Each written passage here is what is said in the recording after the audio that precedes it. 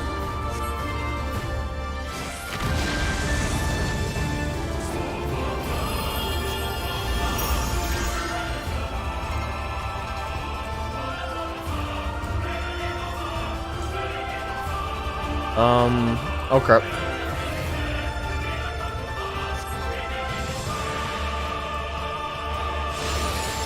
Wait, what do I do? What? Did I do what they're doing?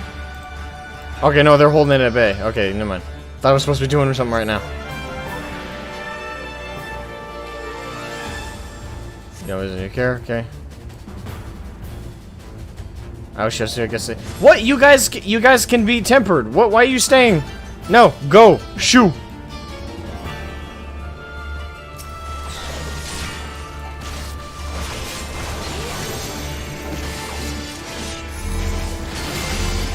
Oh crap. Of course. Oh crap.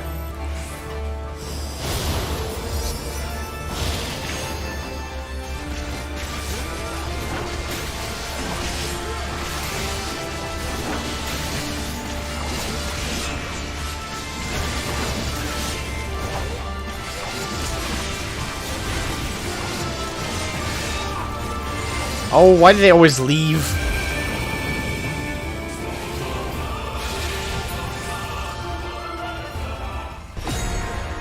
Oh, oh, okay, what do I do? What do I do?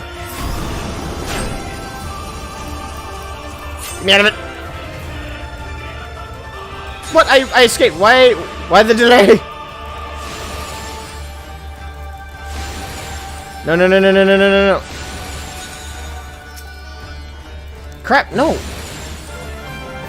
Deflect, deflect, deflect.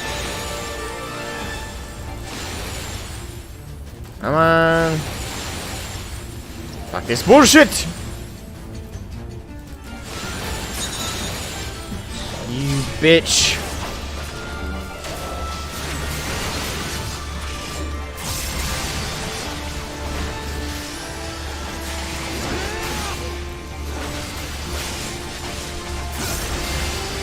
Do not your souls weigh heavy? They weigh heavier with your dumbass in the room, Nush.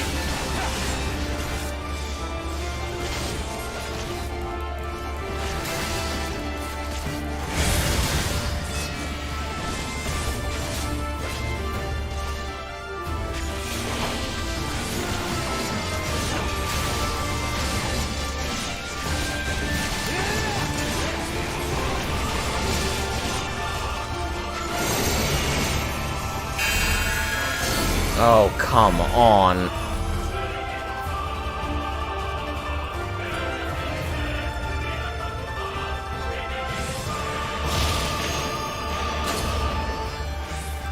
Really? And now you're just being a bitch. Like extra. You already were before, but even more so.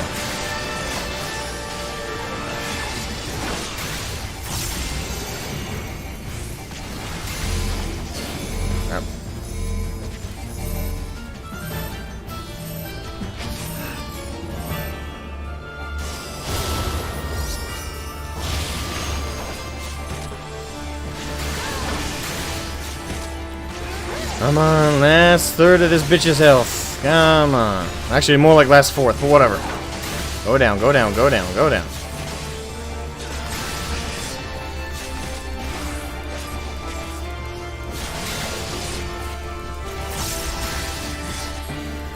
Oh, come on.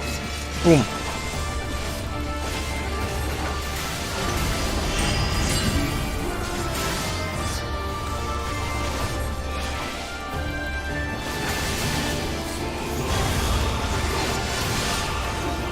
Down, go down, go down, go down.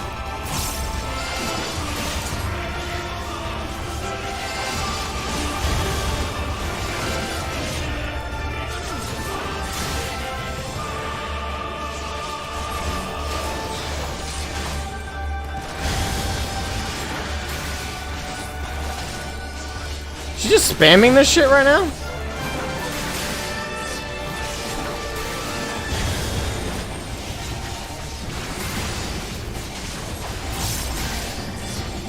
Here it comes!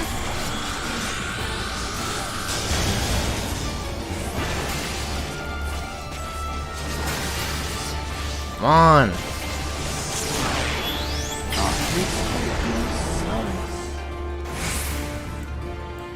Oh, okay.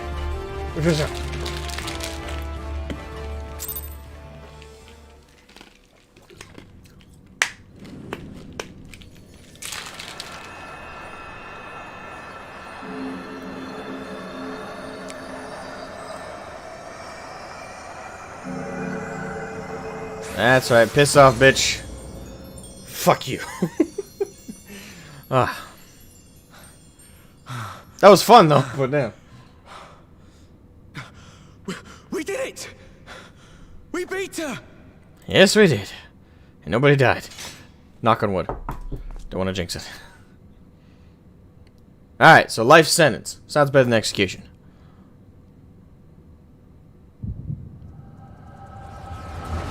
Oh wait, hold on. They're gonna want me to drop the charges altogether. Alright. Show me the zinger. Oh, okay, it's just a flashback to... Why are you walking? We're in the middle of a crisis.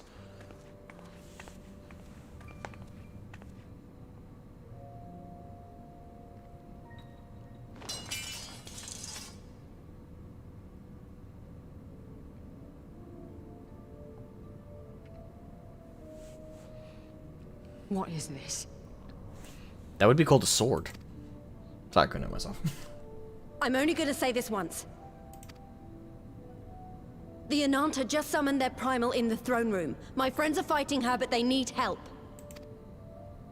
They need someone with the Echo, and by the gods, I wish I had it, but I don't.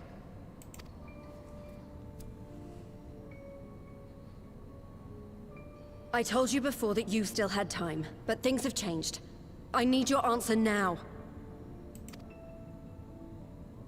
You can end it like Xenos, or you can fight for Alamigo. Your choice.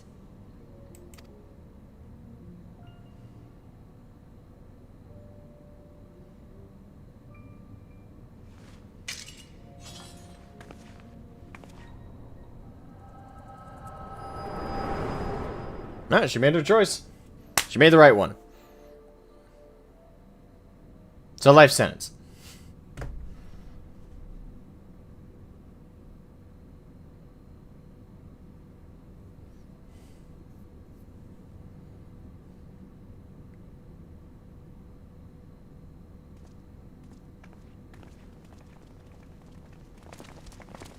Okay, fine. I suppose this is an act that's fair of a pardon. Assuming she doesn't go rogue again right now. 7 hells. It's her, the Butcher.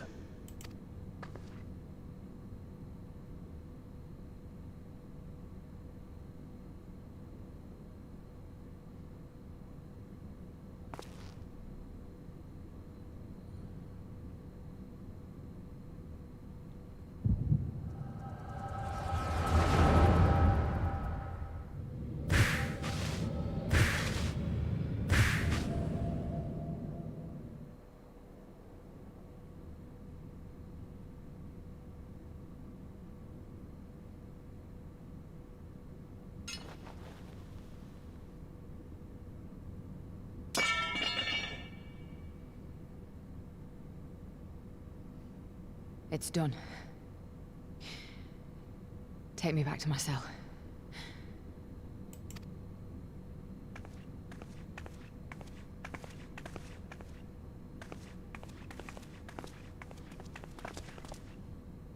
You are not forgiven. Nor should she be.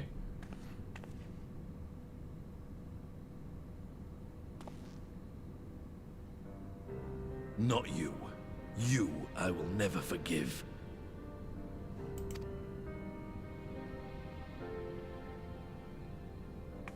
But I will thank you.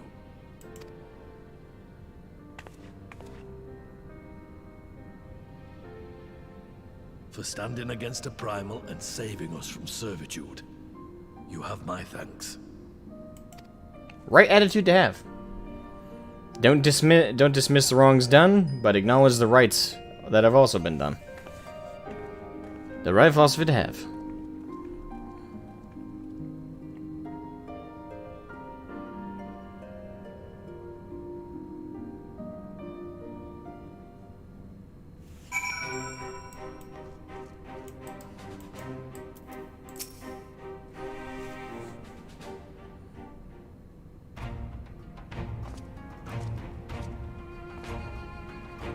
Well fought, Shroud. Uninvolved?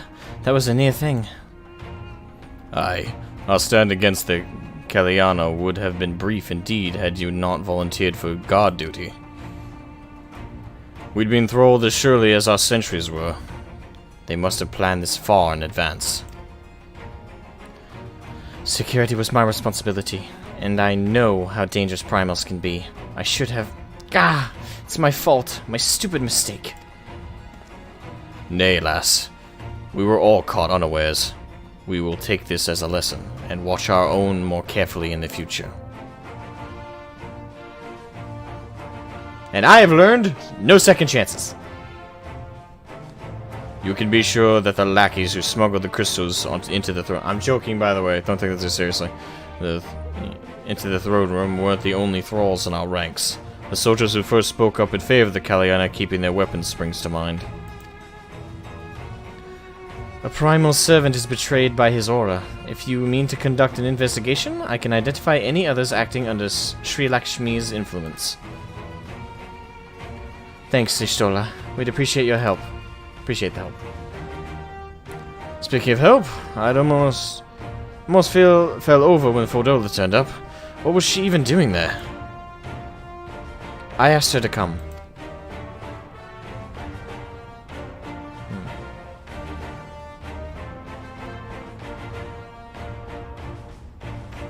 Well, that explains it then.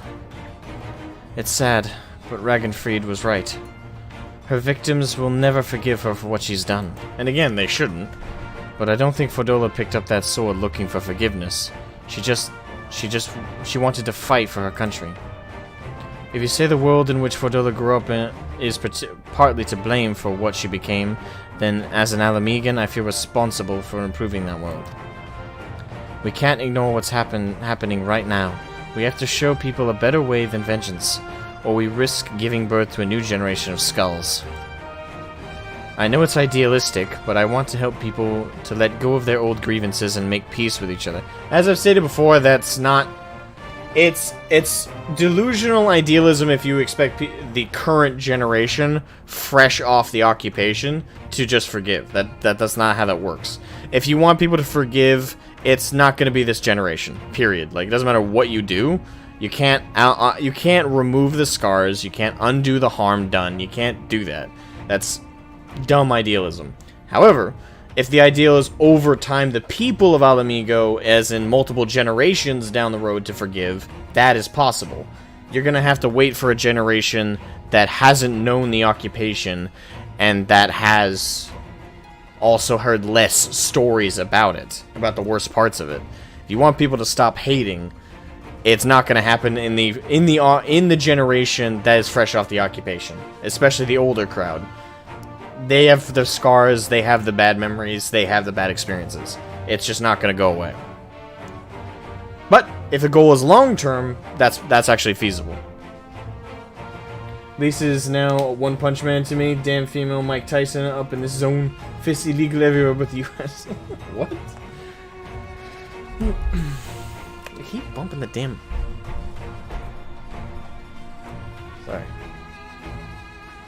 Hey, Double It. She prefer the life sentence at this point. At least the cell gifts are quiet from the play. Well, yeah, but the alternative was execution. Execution would be quite quiet from the Echo.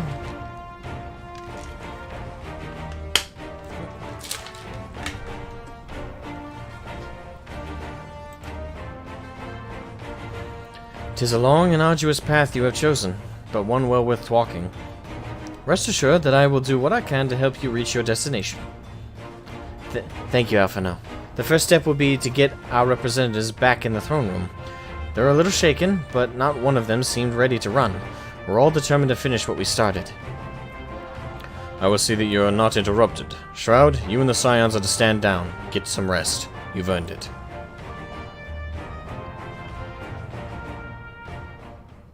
And the Caliana, man.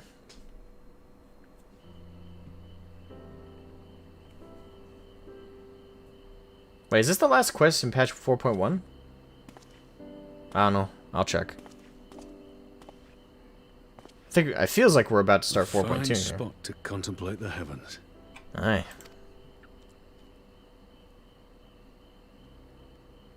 The meeting is over. The envoys have chosen to instate a government model on Ishgard's House of Commons, a ruling body of representatives elected by the people. Aye.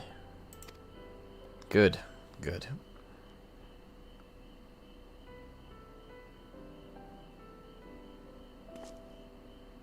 It is a fair decision, and one which signals the end of my part in all this. But I would gaze upon Girabania's stars one last time before I leave.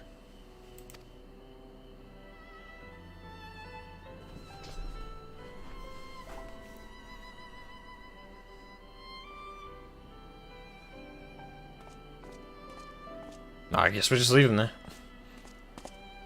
It is a moment fittingly private, I would say.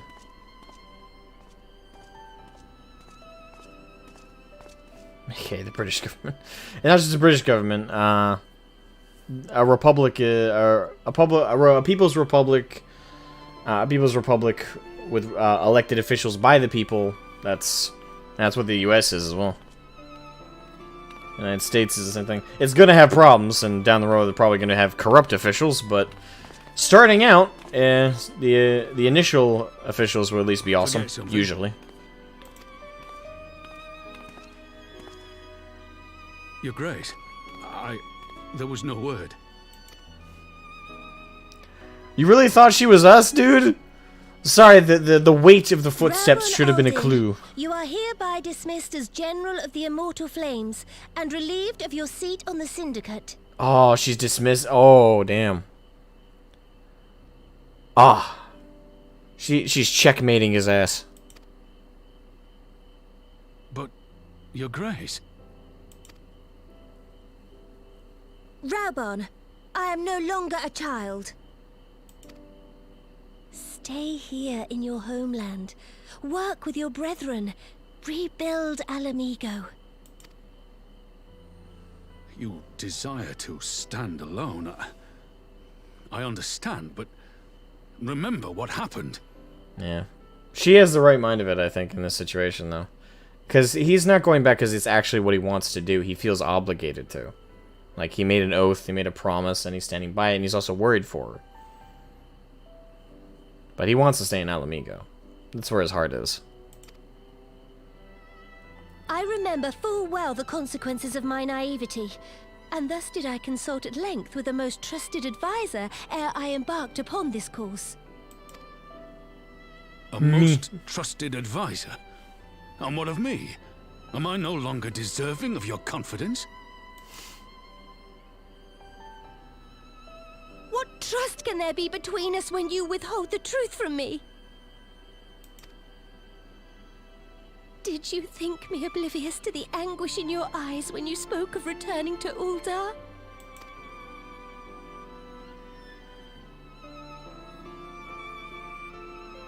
For years and years, we have trusted one another. Yet now you refuse to confess your heart's desire? I swore an oath to you that day on the sands. I pledged my sword. And it has served me well.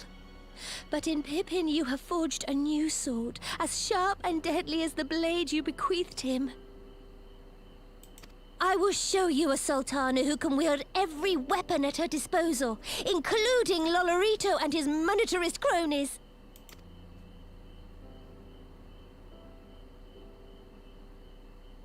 So follow your heart, please. You are home. You are free.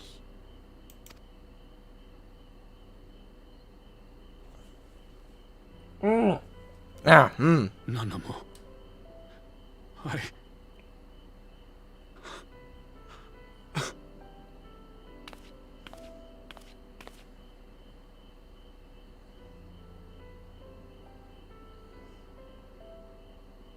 Smile for me, Raubon. I would have this parting be a joyous one.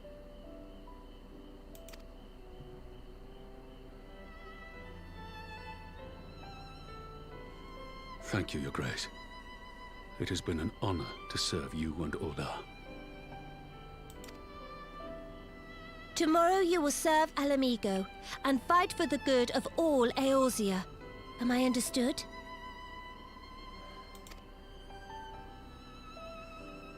Yes, Your Grace.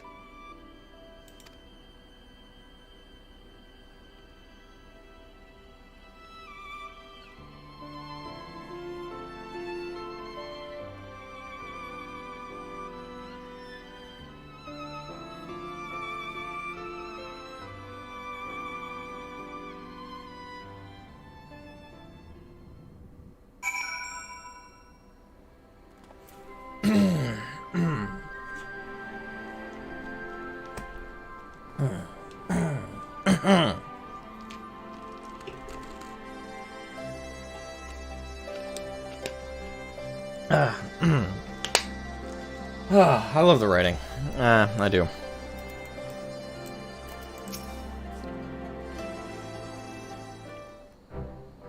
Yeah.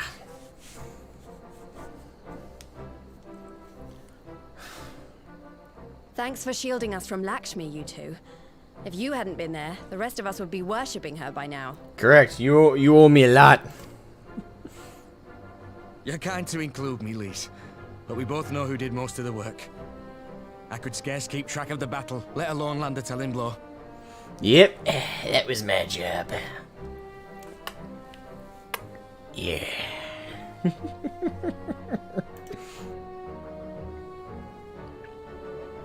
No shame in admitting it. The Warrior of Light has put far better men than me in the shade. 'Tis true, but credit to you. You actually are up. You're up there in the echelon with them. I'll give you that. I'll give you that.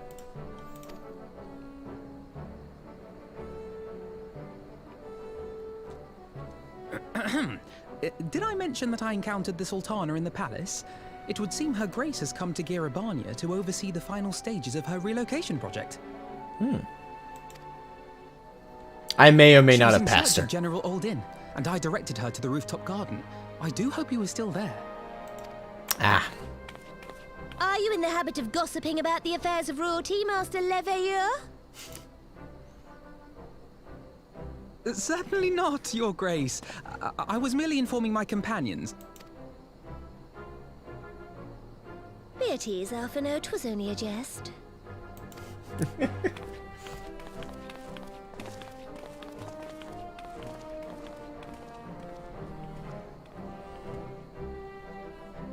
She's one of the few Lalafels I could take seriously. Her and But I Pippin, must pretty yield much. the floor to Raubarn. He has an important announcement to make.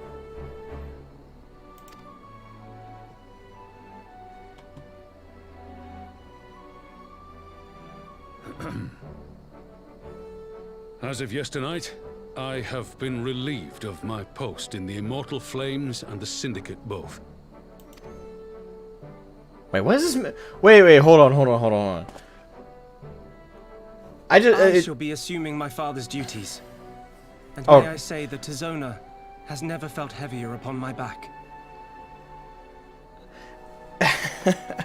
Okay, so it just hit me. So that means the people who joined the Immortal Flames, how pissed was the fan base when this decision was made? Because I think a good chunk of people who joined the Immortal Flames Grand Company joined because they thought Roban was the most badass or like the coolest or what have you. I wonder how they felt about this particular situation. It's like, oh great, we went from having Roban, the big, burly, badass leader, even one-armed, still big, burly, badass, to now Pippin. Don't get me wrong, Pippin's badass, Pippin is cool, but it's just just the striking visual is just, fuck.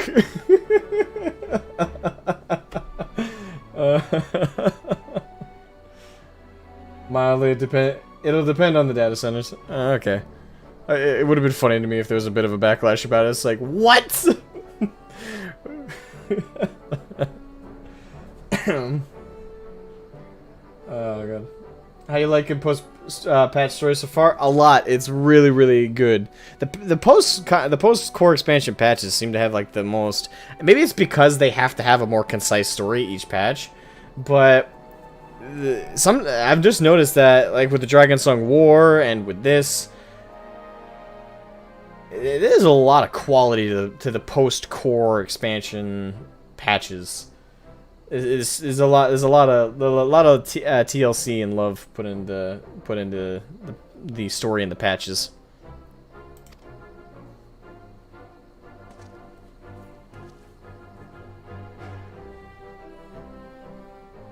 It would seem I am in need of employment. Mayhap one of my old acquaintances can introduce me to a mercenary company or some such.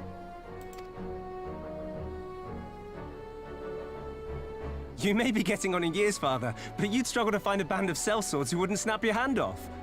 Your remaining hand. Bad timing. Yes, the Bull of Alamigo need not be put out to pasture just yet.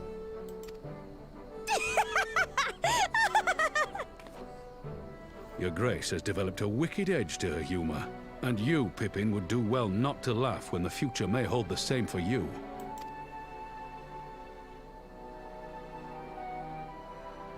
So, does this mean you're staying?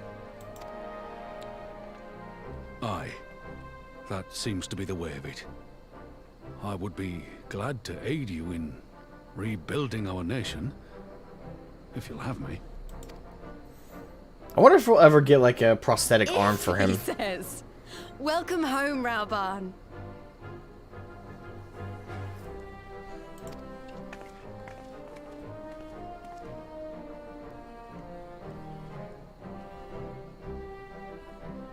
Glad to have you back, lad.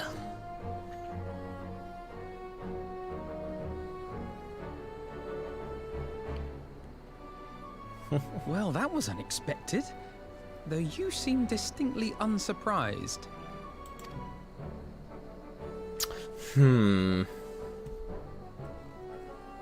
Either you are more astute than I give you credit for, or I'm losing my touch. Could be both. In any event, one thing is certain. Alamigo will rejoice at the homecoming of her dearest son. True that. Yeah. And like I said earlier, if there's one person that could take up that throne as king and nobody would have a problem with it, is Rauban. Just saying. But at the very least, put him on that council, man.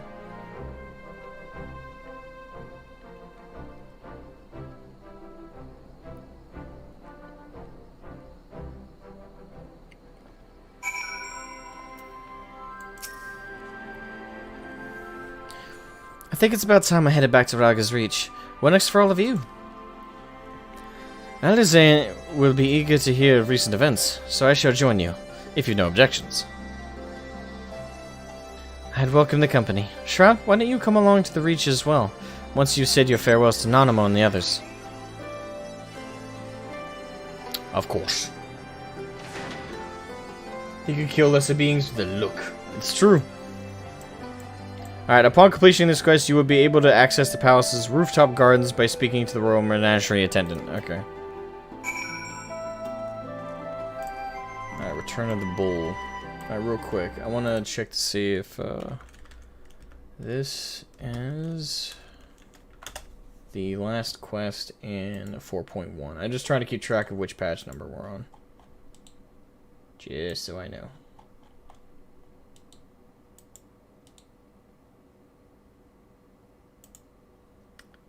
Yep, this is the last one. Okay. Then we're on to 4.2, lads. We're on to 4.2! Alright, Rauga's Reach.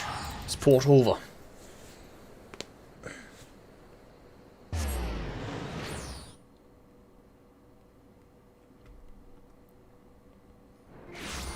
Boom. And we're here. And we're here! Yahoo! Yahoo! There we are.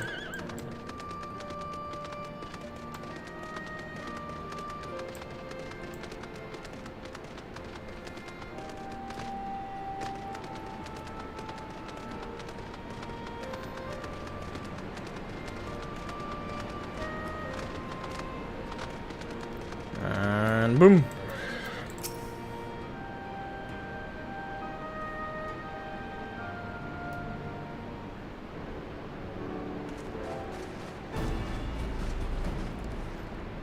Well, here we are again.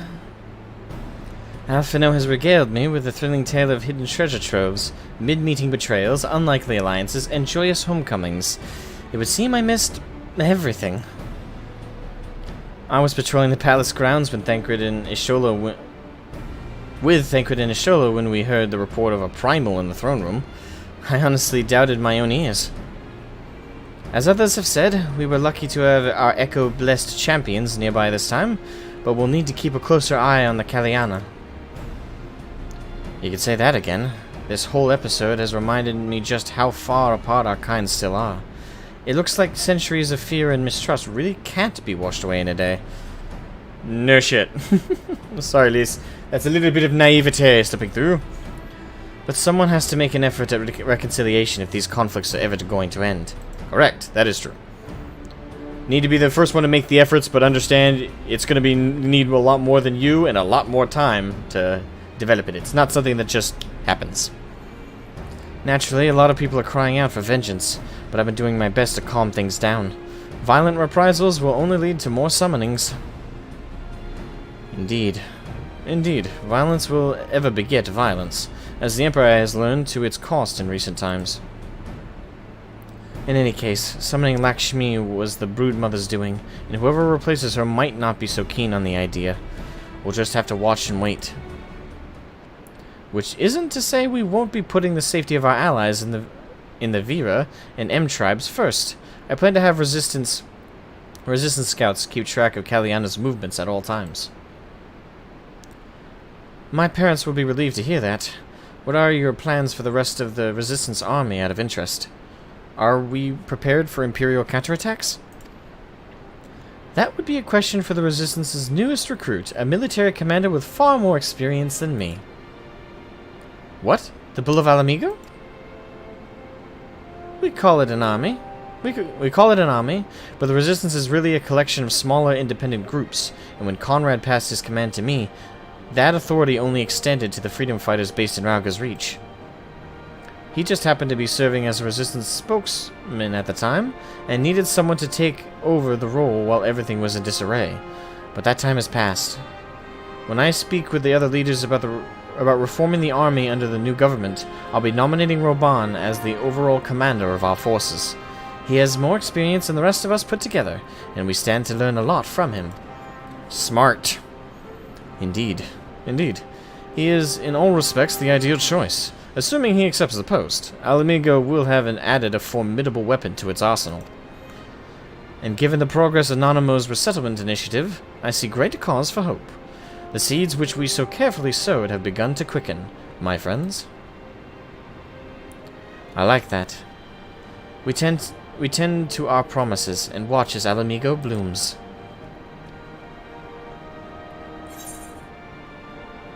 Dress up, Ruben.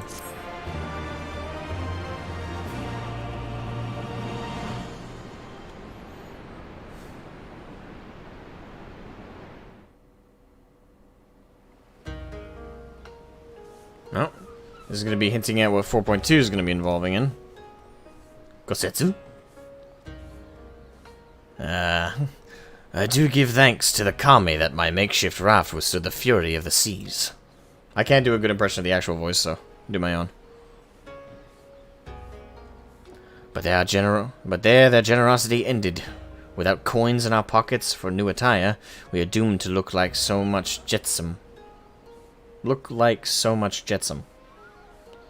Oh, woe betide the poor man in a city of rich merchants.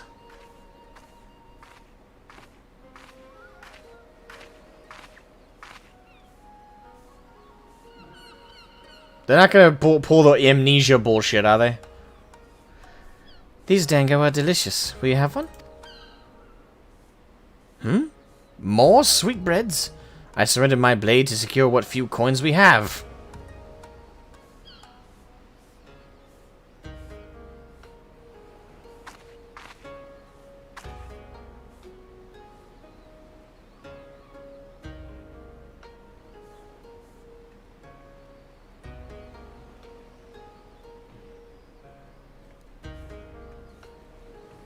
Bah, it is like talking to a child.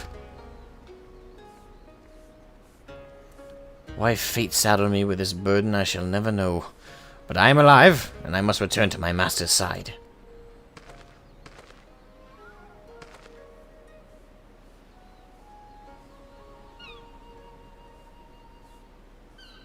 Come, Suyu.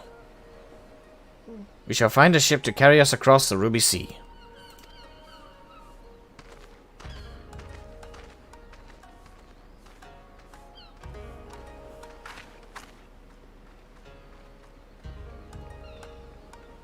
It's Suyu, not Yotsuyu?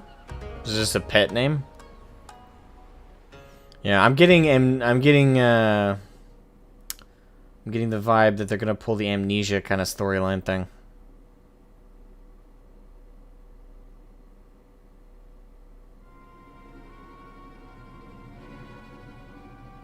Oh boy. Have you read the reports? First Doma, then Alamigo, and Lord Xenos put to the sword. Do not believe everything you read. I hear the Viceroy was merely wounded, and that he has already returned to the capital. Naturally, the savages beat their chest and boast loudly of taking his head, regardless. Nay, Lord Xenos lives? Deplorable that our own officers should be fooled by Eorzean misinformation. He slit his own throat. What? Small wonder the provinces have begun rising up in rebellion. Must prepare an official and, above all, accurate announcement to quell these pernicious rumors. They would wage war with empty words. Let them produce the Viceroy's remains, then. We shall soon put the lie to their claims.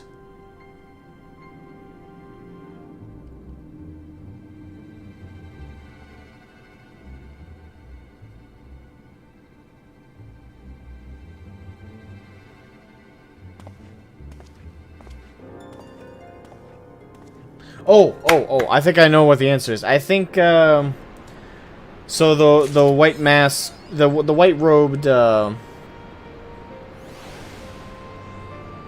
white robed Asian, he said something about a pleasant surprise that might make him happy, and then removed his mask.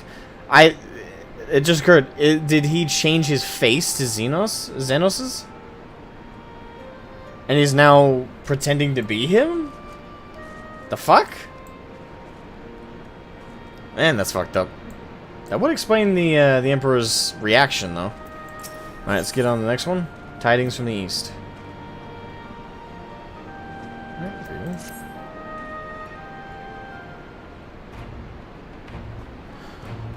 Shroud, great timing. I was just about to send word to the Scions. I've got lots to tell you. The Council has officially recognized the Resistance as our standing army, and I expect you can guess who's been appointed commander. Suffice it to say, we're in good hand. Ha!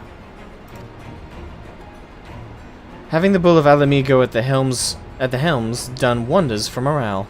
People were dancing in the streets when the announcement was made, and we have you and the Sultana to thank for it. If you two hadn't worked your magic, he'd never have contemplated following his heart. The Council has also declared that we're to maintain a presence at Ralga's Reach. Lise will continue to lead our forces in the fringes, a job she's been doing tirelessly. A bit too tirelessly, some might say. We're constantly having to remind her to rest before she falls over.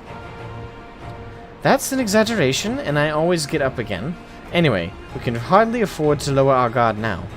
Not after our latest brush with Lakshmi. Speaking of which, we've been keeping a close eye on the Kalyana, and it looks like they've chosen a new leader. It's Shanti's daughter. You know, the half-dead one? For whatever reason, the Kalyana thought she was the best candidate, which makes them leaderless, basically. I mean, yeah, she's a cadaver. As things stand, there's no prospect of engaging in talks, let alone coming to an understanding.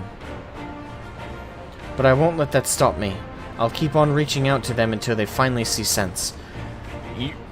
You're trying to make people who elected a literal walking or I guess slithering cadaver as their leader, and you expect them to see sense? Right. Just like I've been reaching out to Fordola.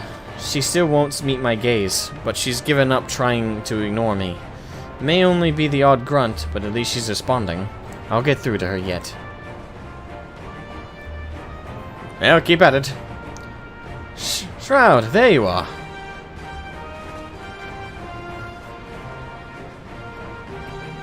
Aphino, Alize, is everything alright?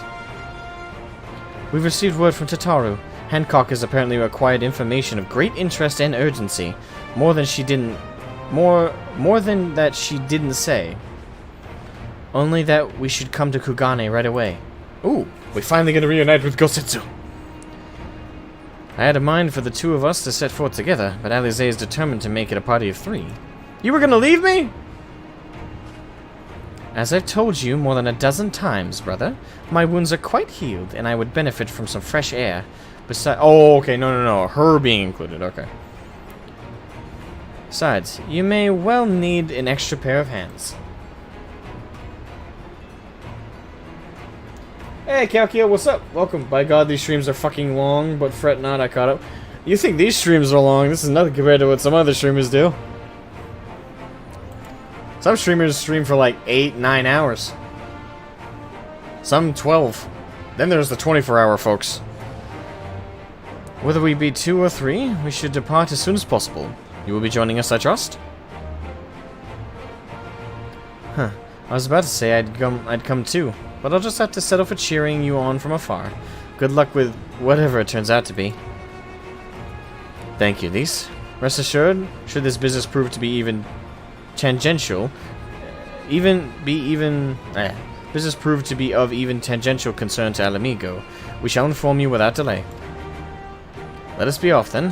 Hancock and Totaro await us at the Ruby Bazaar offices. Very well. Etherite. Yes, and I thank you for that small mercy, I suppose. Well, you're very much welcome for the mercy. I don't dole out mercy too often. Appreciate it when it comes. Tokugane. Boom.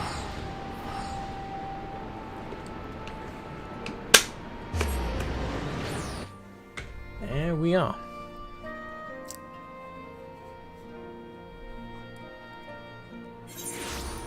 There we are. Alright, now to the offices.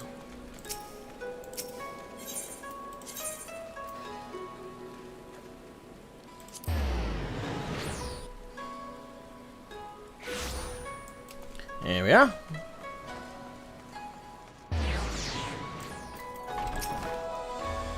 Greetings, honored sir. May I show you in? Of course. Open the door for me, manservant.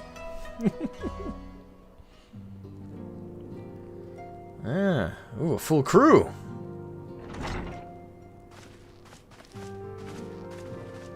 Good to see. Good to see. My friends, thank you for coming at such short notice. Good to see you too as well, Hancock. We were told the matter was urgent. I take it Yugiri and Soroban are also involved. Like, I always say Yugiri, but it is Yugiri. I don't know which pronunciation is correct. My presence here is but a happy coincidence. I am come on separate business, which can wait. My apologies. Master Hancock, pray, tell our friends exactly what you told me. Of course, of course. Some few days ago, a large detachment of soldiers was seen arriving at the Garlean embassy. This seemed to me most unusual, as no personages of note are due to visit for a matter of months.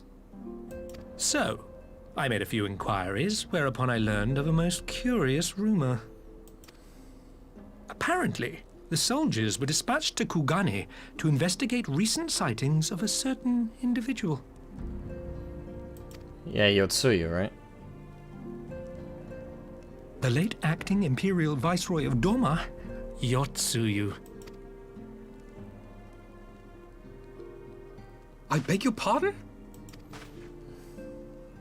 I too am loath to believe it. I saw the keep come down on top of her. And Gosetsu. We all did. Yet they survived, which is half good, half bad.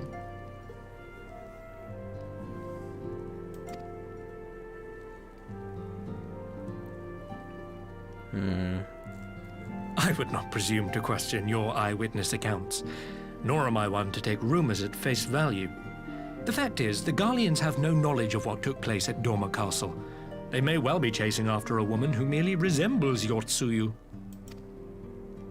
But a woman who resembles Yotsuyu in the company of a grizzled Rogadan samurai? I dare say that thickens the plot. Now we're getting the important information. Of course, we know this. He's alive. But our character's getting this information fresh. While I've no conclusive proof, I thought that such a possibility warranted your attention. And you would be correct, Hancock. Have you informed Lord Hien? Well, I think we'd all like to believe the old bear survived.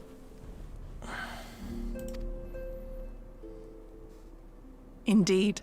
While I dare not give myself wholly to hope, I will not deny that I have prayed for such a miracle ever since that fateful day. But regardless of my personal feelings, if the Empire has seen fit to pursue these rumors so vigorously, we can scarce afford to ignore them. I am bound by duty to ascertain the truth of the matter. Will you join me in this quest? And hell yeah. Alright. We'll find Ghost together. I am not sure what to do if I saw Yotsuyu again. I'm not sure what I'd do if I saw Yotsuyu again. Well, the thing is, I know our character doesn't know this. I know Shroud doesn't know this, but me, the player, we were already shown that she's acting differently. So, but I'd say focus on finding Gosetsu is the most important part. Yotsuyu being neither here nor there. Thank you. If Gosetsu yet lives, he will need our help if he is to avoid capture. Gosetsu is a dear friend, and we cannot abandon him to the mercy of the Empire. Mercy. Our course is clear. Indeed it is. Time to aid some friends. Well, a friend and an enemy. Technically. Hancock, is there aught else you can tell us? Alas not, but I have taken the liberty of employing one of the finest informants money can buy. You shall have the latest intelligence on the Garleans' movements, and more besides. Fantastic. His glasses with that grin. I still think he's shady as fuck. But I suppose he's supposed to be shady as fuck. The information awaits your pleasure in the back streets of Sanjo Hanamachi. From its shining facade to its dark underbelly, few know Kugane as intimately as he. One of the finest informants money can buy. Why do I have a bad feeling about this? Permit me to assist you in your quest, my friends. The sooner your business is concluded, the sooner we may speak of mine. Should your search take you away from Kugane, my boat is at your disposal. I shall see that she is ready to sail. I'll give Soraban a hand. If he's providing us a ship, the least we can do is supply the provisions. We'll be at the pier if you need us. A welcome offer and an excellent plan. Without further ado, then let us seek out this informant in Sanjo Hanamachi. Slim and shady.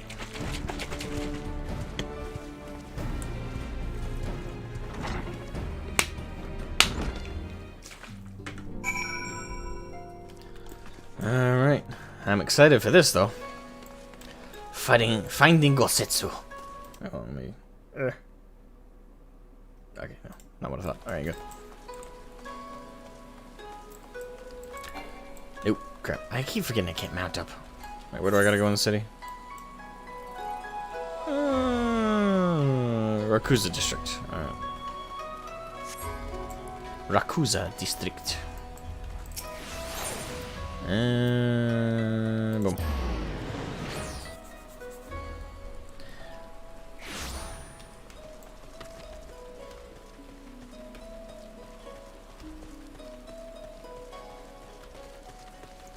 Alright, now to track down in the back alleys.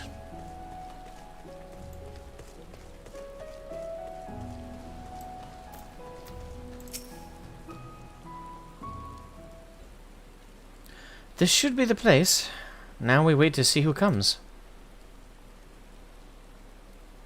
It has been a while, my friends. Yes, yes, a long while indeed. Gosetsu?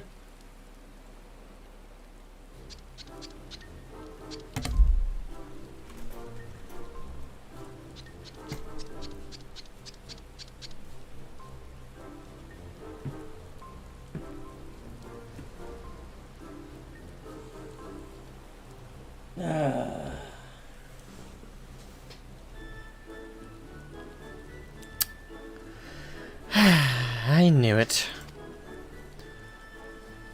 I should have put it together. I should have put it together. Shady informant, the best, most shady informant that money could buy. Who else but this asshole?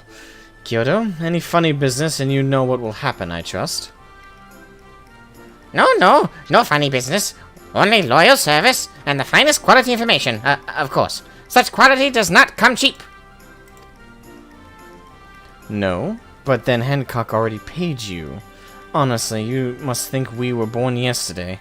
I've half a mind to call Lise. No, Lise. I beg you, no boots. I will tell you everything I know, free of charge. You've been paid. The Empire searches for Yotsuyu, high and low, far and wide. Come to enlist my help, they did, promising rich rewards for decisive information. And have you decisive information?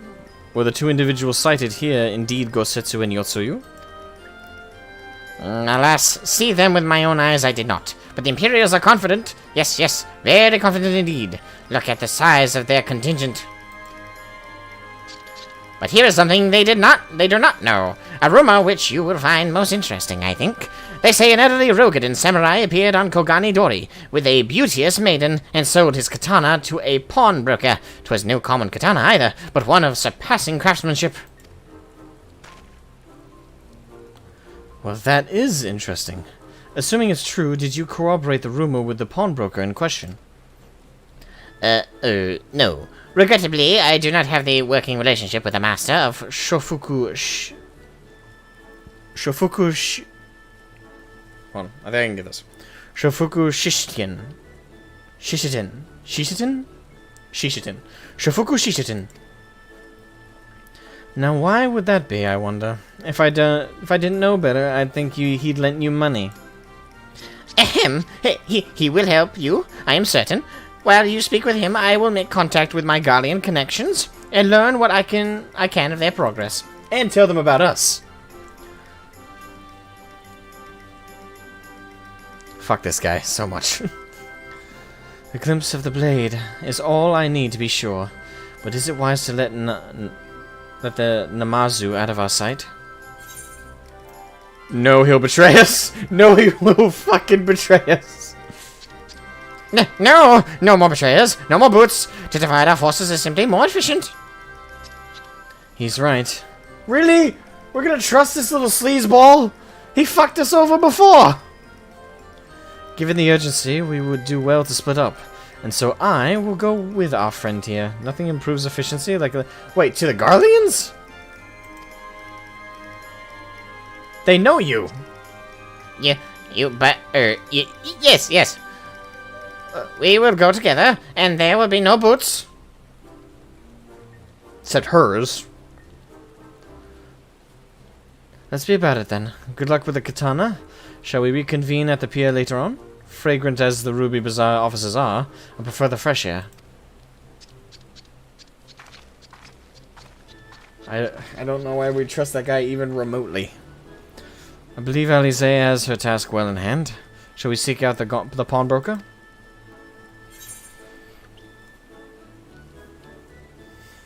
That was random. Do not be deceived, Nathan. Do not be deceived. That little shitbag is a fuckwad, okay? He betrayed us to the Garleans and nearly got us captured. He's a little stooge.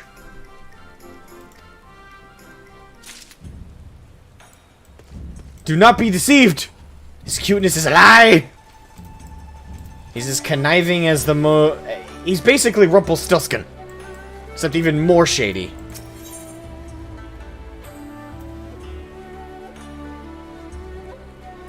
What is that? They said it a second ago. I can't remember the race's name. But the point is, do not trust. It's a little lying little bitch. Everything is in order? Then let us proceed to Kogani Dori and find the master of Shofuku Shishitin. Precious? The little fucker is a lying, conniving little bitch. Do not be fooled!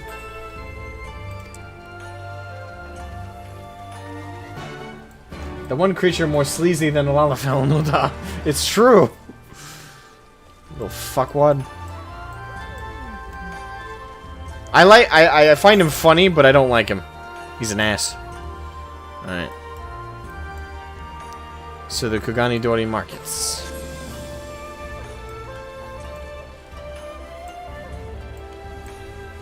Give me your boots, your claws, and your motorcycles. No, not the boots!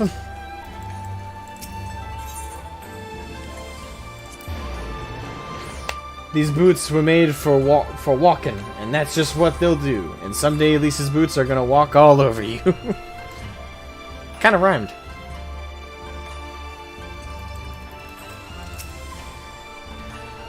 We might have had customers like those you describe. So many people come through, it's difficult to remember. Perhaps you could jog my memory by making a purchase, no? Well, you can't blame a woman for trying. This doesn't seem to be a pawnbroker you seek. Damn it.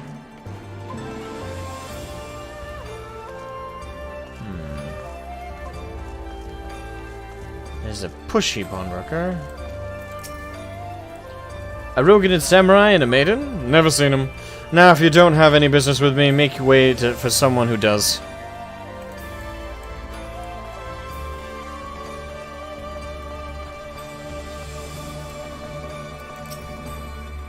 Welcome, good sir. Welcome. Will you be buying, or...? Ah, so you have heard tell of the Rogan samurai's katana. Small wonder, it is a fine example of its kind. One moment.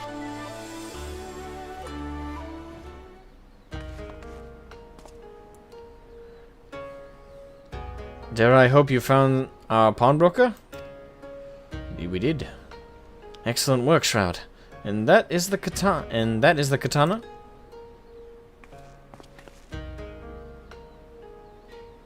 Ooh, I love the detail on the textures. There's actually some weathering.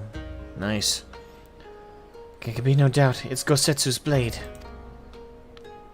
The craftsmanship is exquisite, is it not? And you will be pleased to know that the pledge has just expired. I should be glad to sell it to you, assuming you have the coin. This is no ordinary weapon, you understand. And it is priced accordingly, but if you are serious, I suggest you act quickly, as several noted collectors have already expressed an interest. This blade represents conclusive proof of Gosetsu's survival.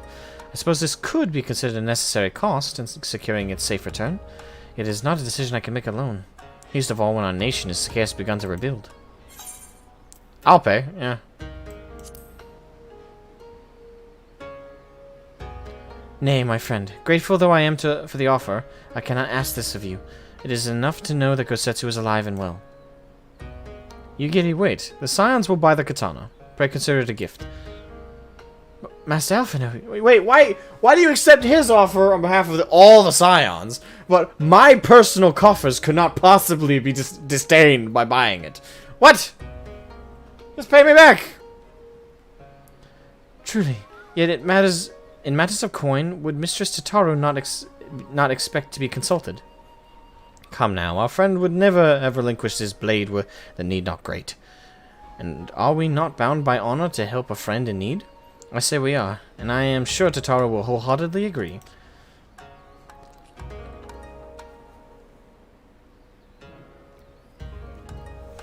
It's settled then. You have made a wise choice, my friend. Such pieces are few and far between. Now, if you would be so good as to come this way, I shall prepare the necessary papers.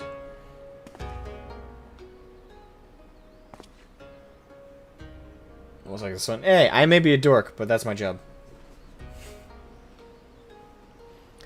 If I may ask, sir, after he visited your establishment, do you perchance know where the old samurai went?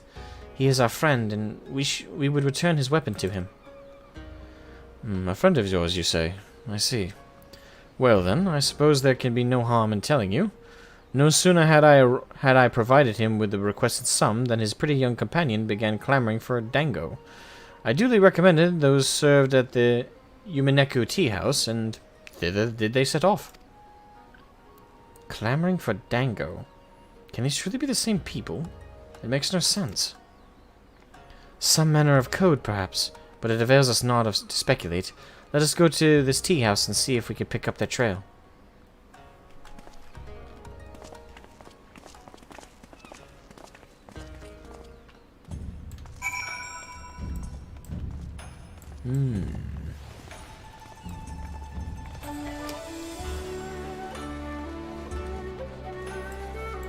Alright, so... yeah, right over by the Aetheryte.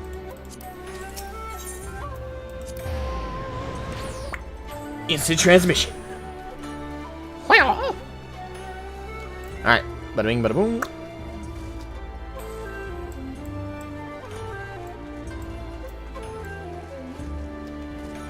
Alright, Ume, or But of course I remember. How could I forget a pair like that? The most beautiful girl you'll ever see, scoffing down Dango as if her life depended on it, while the old samurai looked on. Not quite what he expected, I'll wager. Far be it from me to gossip about my customers, but he was planning to spirit her away across the Ruby Sea, out of the reach of her family, no doubt. When the girl had finally had her fill, they set off in the direction of Shiokaze Hostelry, presumably to find someone discreet with a boat. So Gosetsu makes for Doma. But this woman who travels with him, the more I hear about her, the more I wonder if she can truly be Yotsuyu. Yeah, I'm calling it right now. I called it before, but I'll call it again. Amnesia. Amnesia plot. She doesn't remember Jack. While doubts remain over the identity of Gosetsu's traveling companion, for now, we can but follow the trail. Come, let us away to the pier, and make ready to sail. With luck, Alize will already have joined Master Soraban and Mistress Ataru there. With any luck indeed.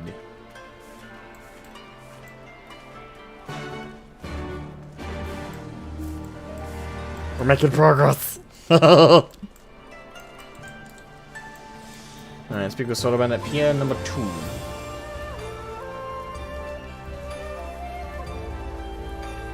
What do you know? We're right there.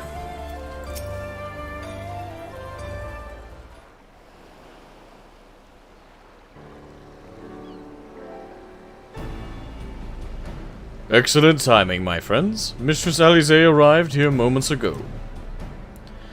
All went well on my end. Gyodu met with an Imperial officer and wheedled his way to some new information. It seems the troops who recently arrived in Kugane came directly from Garlemald. The Imperials based here have been kept in the dark. And that's not all. A contingent of the aforementioned troops are preparing for deployment to the Ruby Sea. If I didn't know better, I'd say they'd picked up Gosetsu's trail. Then your information matches ours. We are quite certain that Gosetsu seeks to cross the mainland.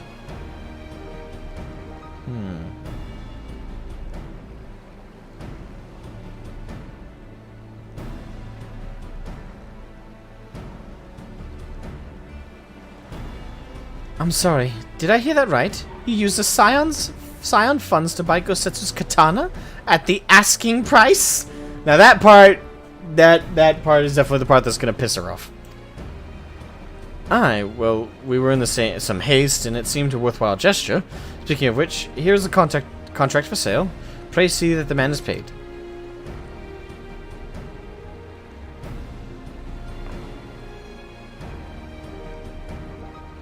Thal's beard. You agreed to this? Give me strength. Well, it's not like the search can wait. You'd best be on your way. But Alphino, we need to talk. I want you to come straight to the offices as soon as you get back. Promise me? Oh, very well. I shall call upon you as soon as I return. He's gonna get a lashing. First, let us go to the Ruby Price. If Gosetsu has already set sail, the sentries there are sure to have seen him. Kind of think of it, we're kind of doing the same exact thing we did at the beginning of Stormblood when we were tracking Yugiri and what? Stretching. Yugiri and Gosetsu. We're kind of doing the same thing now, but now it's with Yugiri and okay. Kind of a rhyming there. Totaro seemed rather vexed, did she not? Ever the Notice he's saying this when they're far away from her. Ever the melodramatist? I'm sure our finances can stretch to a single sword. Remind me to explain the value of such gestures when we next see her. But I digress. We have work to do. Another example of Alphino's ever-proceeding naivete.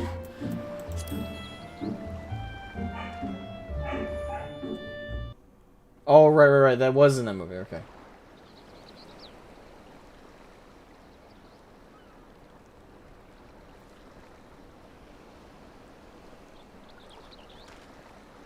Right.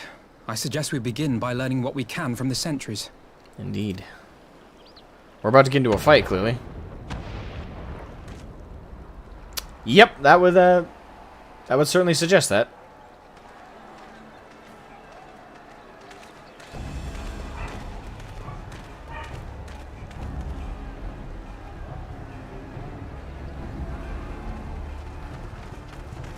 What's going on out there? Travelers, are you? You may wish to postpone your plans. The Garleans have launched an attack on the Confederacy. We have no reason to believe they'll turn their attention here, but for your own safety, I suggest you return to Kugane. Yeah, that's gonna be a no for me, Chief. I'm going right in.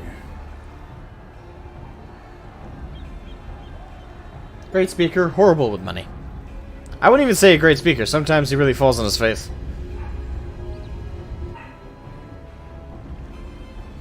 Ah, they're dropping in mechs.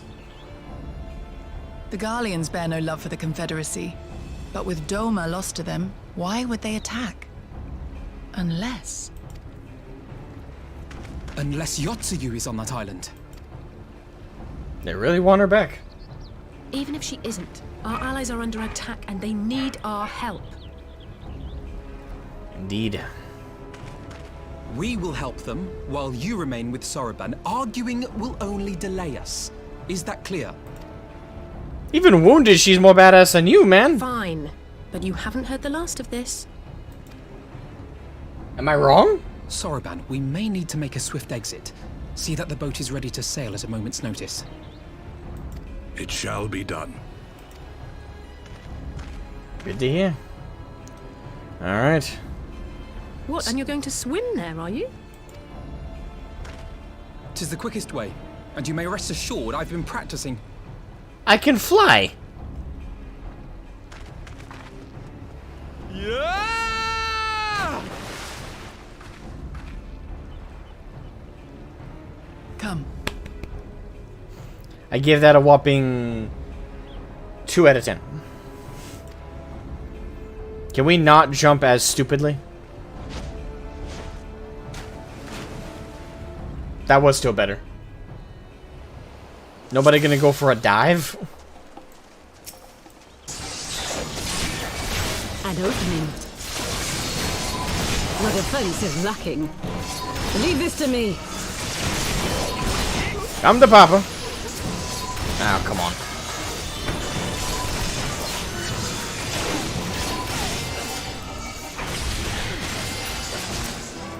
Here we are.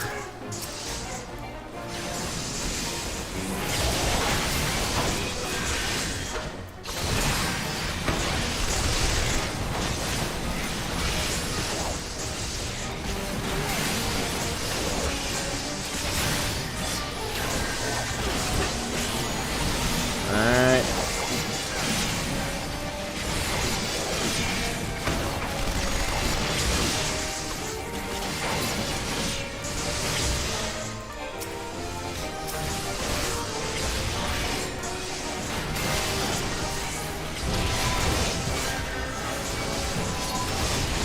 Tarry forth to me, you fuckheads!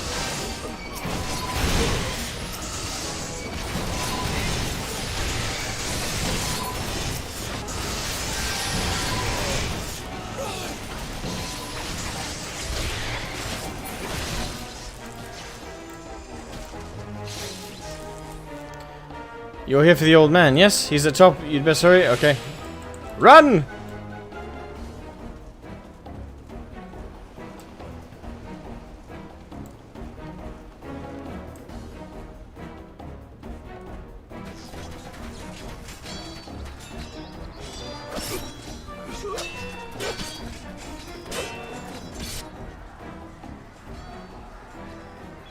Yes, they gave him a katana. Smart.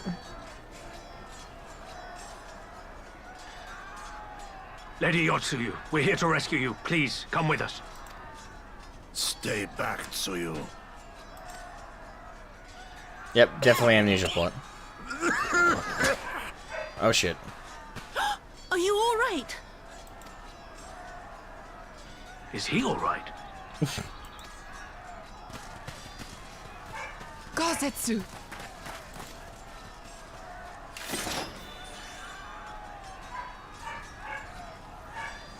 Damn it, we took too long. Change of plan, eliminate hostiles! Alright. Always good to smash some Imperial skulls. All Let's forces, go. Attack!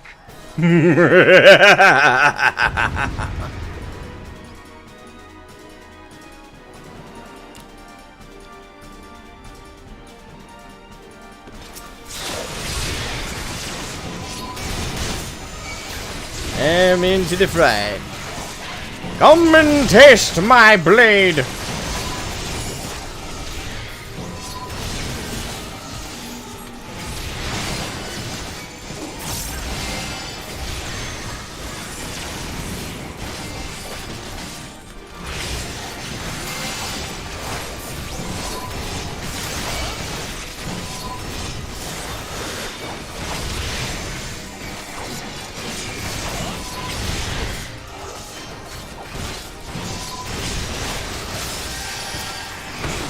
Damn. Time to go down. Ah, crap, I got stunned.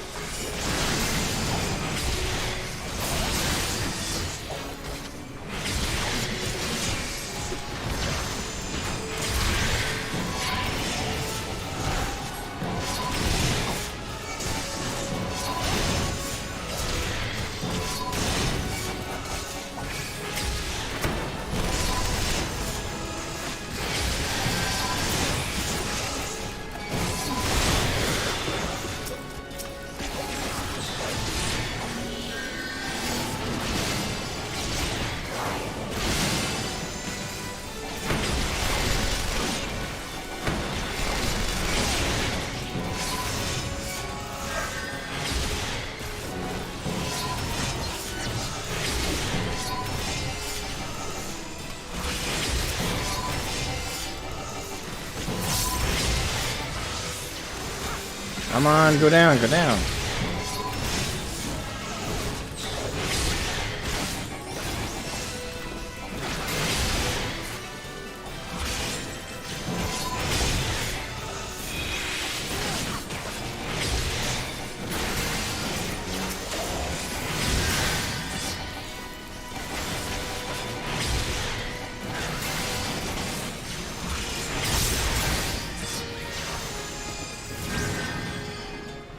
Oh, here we go.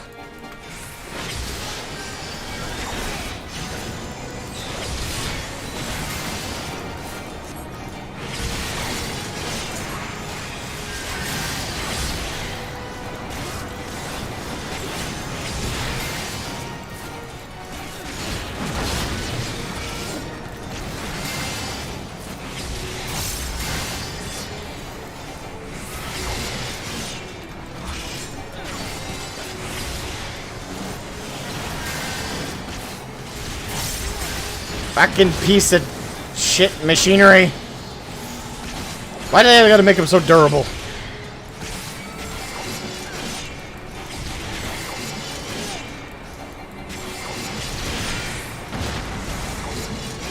Down, damn it.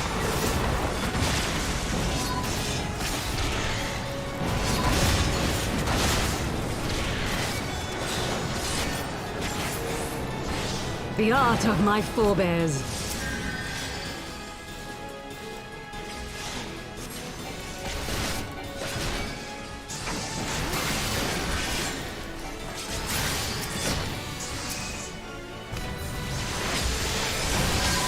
Hey, they're really sending everything they got.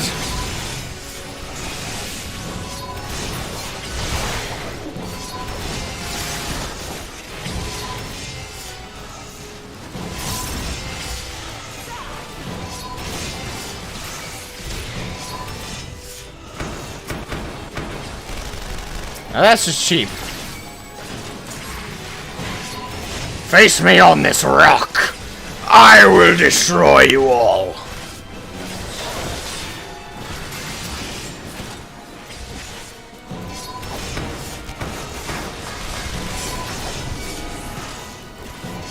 God damn! Focus. Release!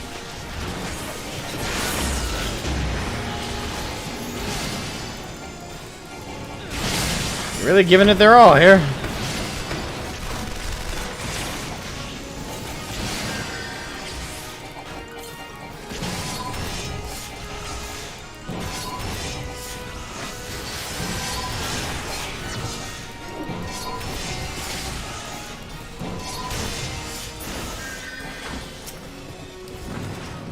Ah, crap.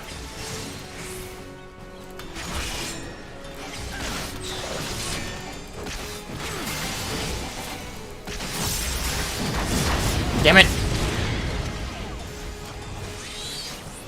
At least they blew themselves up. Thank you.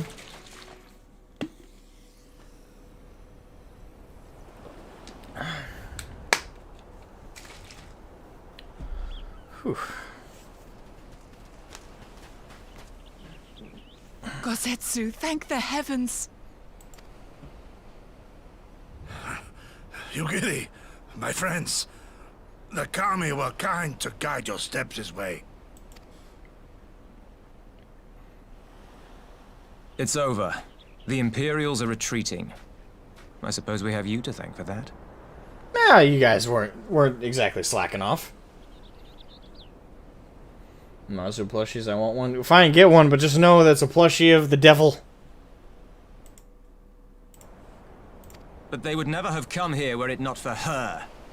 I had a bad feeling the moment your samurai friend arrived with that woman in tow.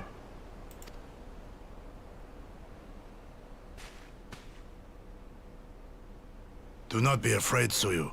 These people are my friends. Friends.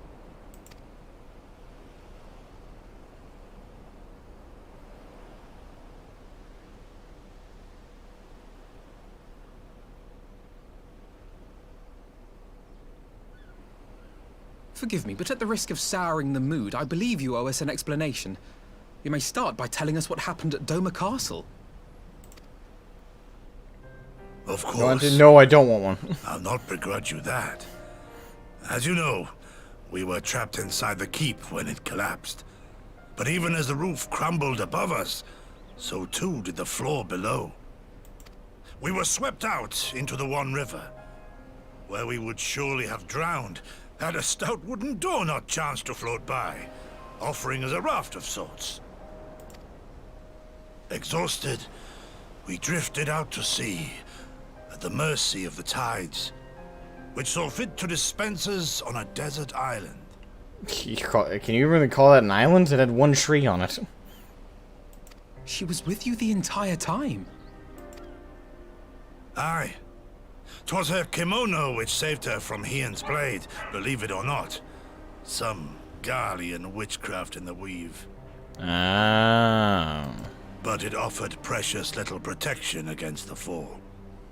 Though she survived, she awoke bereft of all her memories, and speaking like a child. A trick, surely.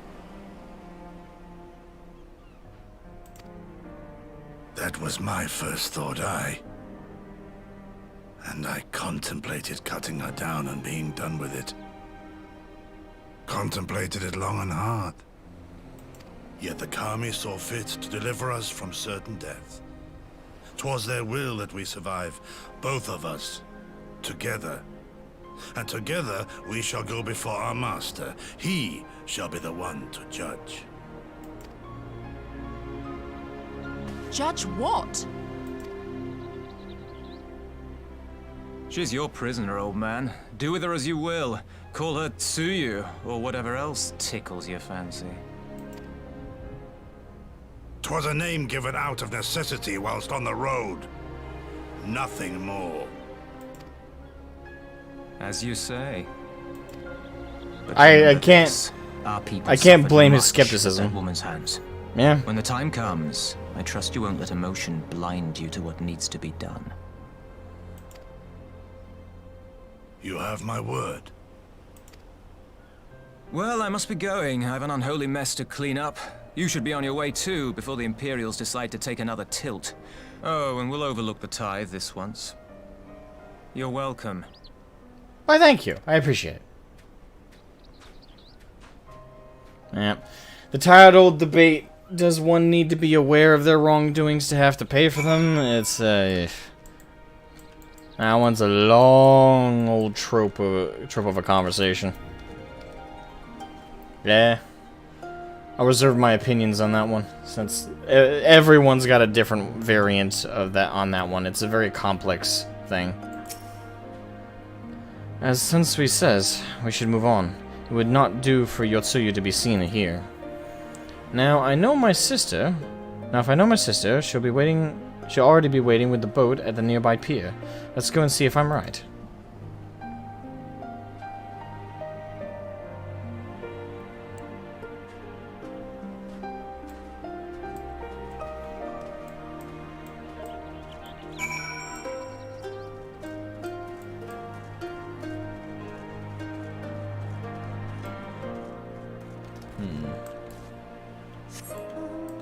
Niyamazu? They're just called Namazu, but that might be the word their names derived from is Niyamazu.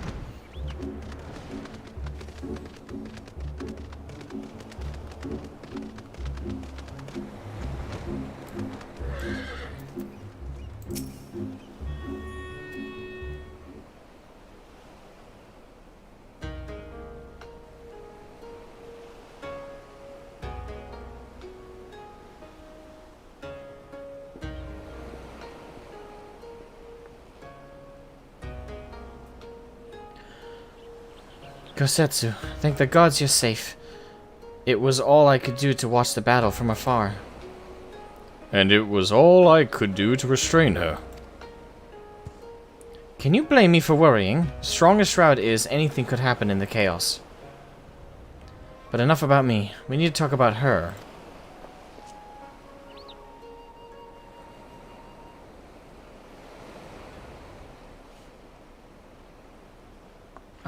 Greetings? They tell me you've lost your memory, and that's fine. But I want you to know something. I won't be taking my eyes off of you. Not for a moment.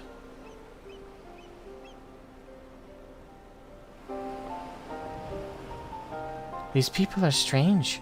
Are you sure they're your friends? I am. They may behave strangely, but I trust them with my life. You have naught to fear. Alright, if you say so.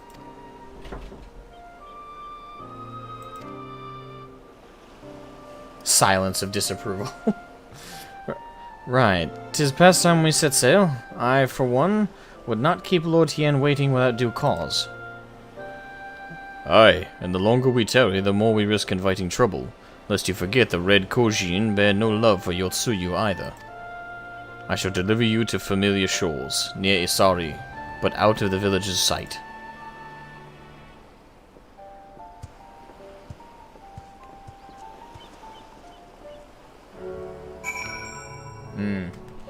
I'm curious how this is all gonna end. It's probably gonna all end with Yotsuya being forgiven to a degree. That seems to be the trend so far in the storytelling. Here is where we part ways, my friends. I pray the remainder of your journey passes uneventfully. Shroud, when you are not otherwise occupied, I would speak with you about my next business venture. It promises to be extremely lucrative, and I do not say so lightly. After the prodigious sums spent acquiring a certain sword, it would present a fine opportunity to refill the Scion's coffers and restore the smile to Mistress Tataru's face. Oh, come along. Tataru was overreacting. How much could a single katana possibly cost? Did you not look at the cost? Far more than you think, plainly. A blade like Gosetsu's is worth a fortune, enough to buy a house and furnish it, which you would know had you bothered to check the price. What? I had no idea. This business venture of Soraban's, you will give it fair hearing, I trust. Wait, did he seriously not even check the cost before just agreeing? He has been good to us, after all. As for me, I think I shall look into drawing upon my personal funds.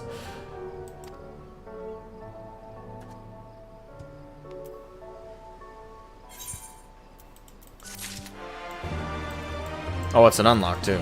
Okay. Should I grab it before I go? They may be strange, but they are my friends. Asmogan explaining his Discord fanbase to his mother. That's me describing them to everyone. It's like, oh yes, they may be odd, they may be entirely untoward, but they're good people. I mean it.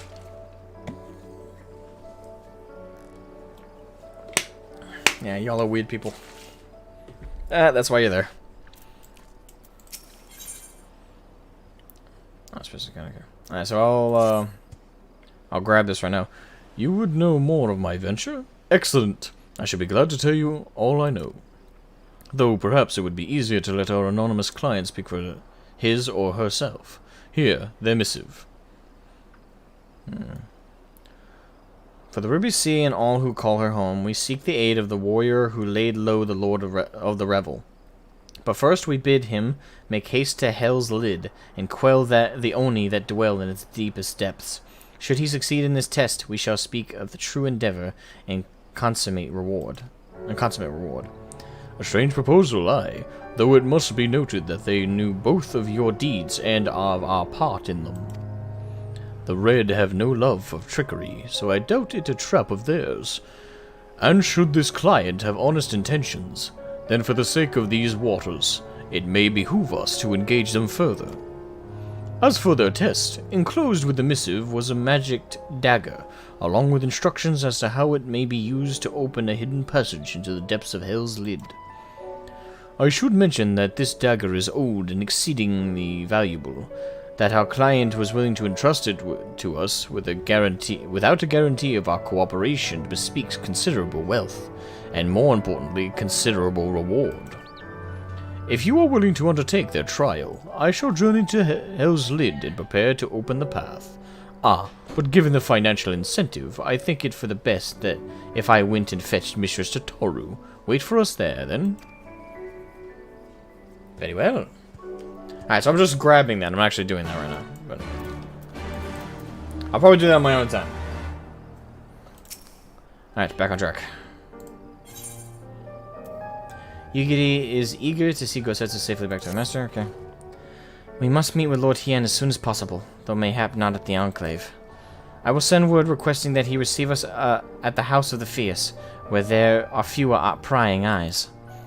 If all are in agreement, I shall scout ahead and see that the way is clear. Pray follow us swiftly as you are able, and join me on the outskirts of Namai. Yes, ma'am.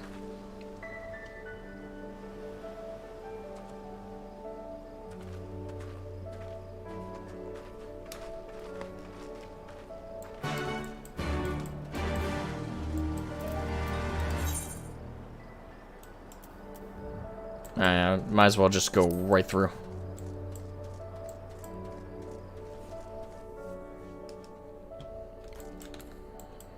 The plot is thickening, my friends. Elation and trepidation.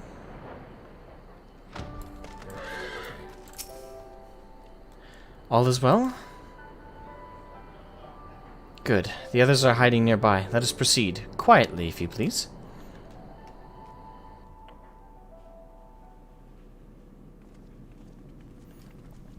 Alright.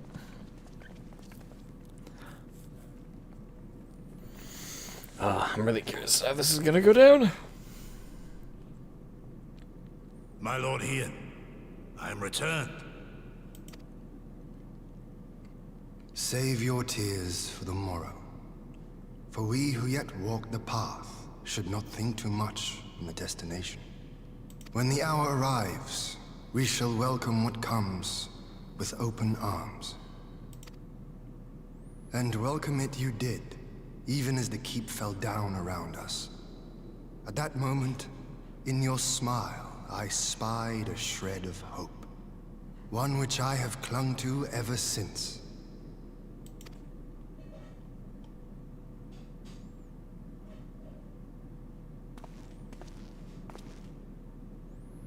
Gorsetsu, full glad am I to see you alive and well. Aren't we all? We have played this scene before, have we not? Though this time our roles are reversed. That they are. Meaning you know how I feel. Wholly at a loss for words. Welcome back, old friend.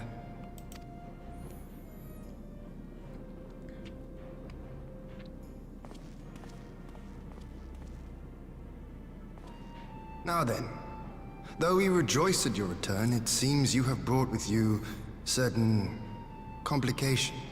That's one way to word that.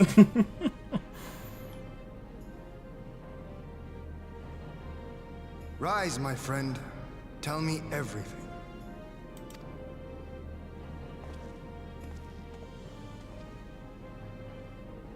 Alright, lay it all out.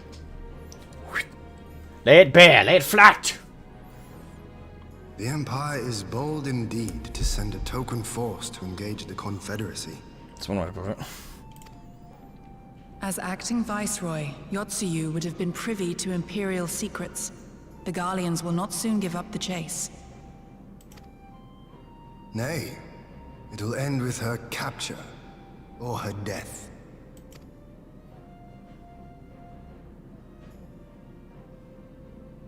Are you a friend, too? She claims to have lost her memory, though I know not if she speaks true. I brought her here that you might decide her fate. Yeah, let me put all the weight on you. Lost her memory, you say? Regardless, the people have not forgotten. Her face yet haunts their dreams. She cannot roam free. We will hold her here for a time. Place her in Jufia's care, with the express instruction that she is not to be seen. Yes, my lord. Come. No, I don't want to. Don't let her take me away!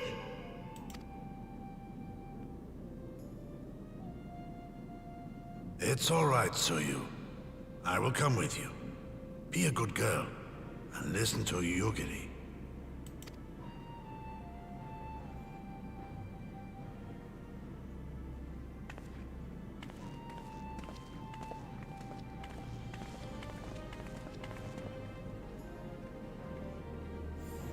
She is faking she's good at it. From a hound at his throat to a puppy at his heel.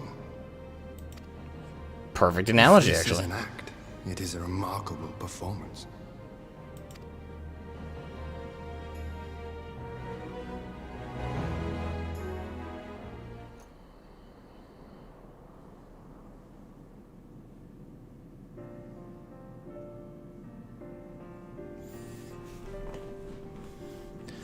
Thank you for delivering Gosetsu back to us in one piece.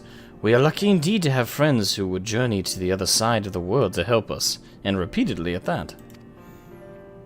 We have much and more to think upon. But as regards the Empire, we can but watch and wait.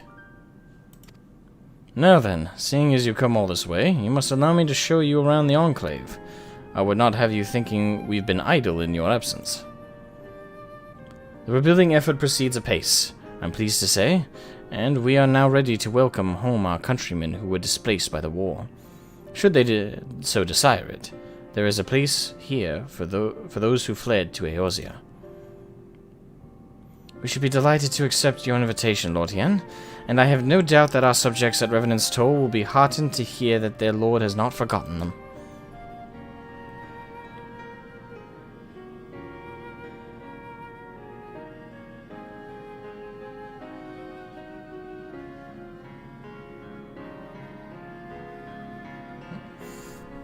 Yeah, I have my doubts she's pretending, but it's hard to tell. And it's meant to be hard to tell. It's meant to be one of those mystery kind of things. Will they, won't they kind of thing.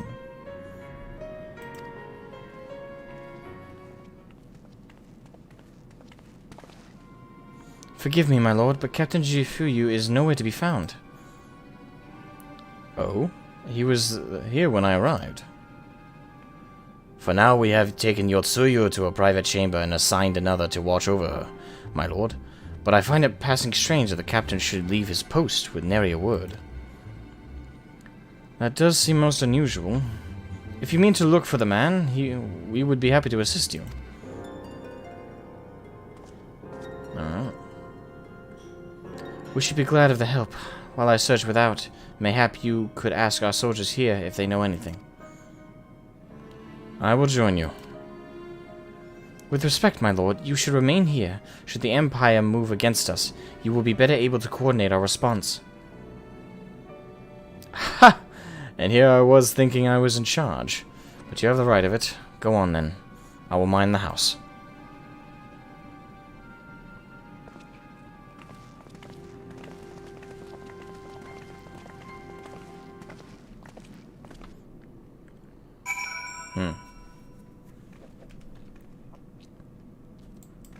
Alright, so now we have to inquire. We have to inquire. Alright, real quick. Alright, I'm gonna run to the bathroom real quick, guys. I'll be right back.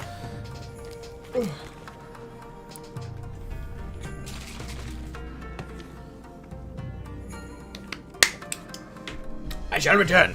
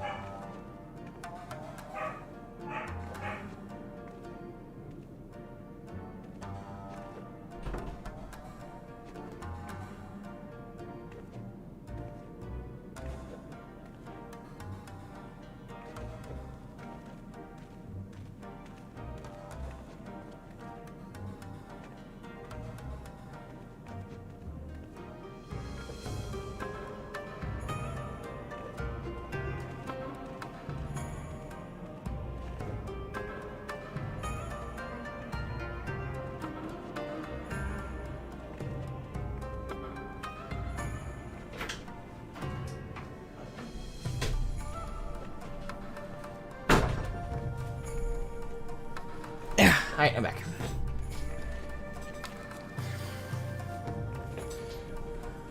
There we are. At Haname. You seek the captain? He passed a little while ago. I wondered if I should tell someone, as it happens. He did not look well, you see. I asked if aught was the matter, and he told me the past had caught up with him. But I doubt it was that. There are older men in our ranks.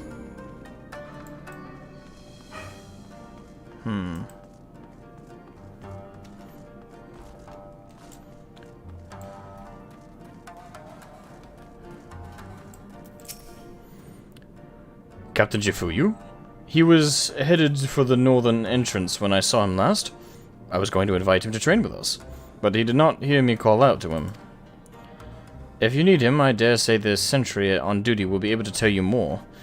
Indeed, I suggest as much to Mistress Alize when she came asking earlier. Is something amiss?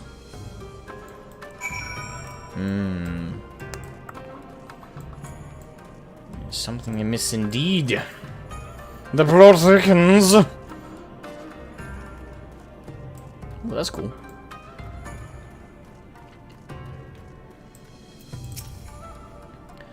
Aye, the captain went outside some few bells ago, and looking quite unwell, I am sorry to say.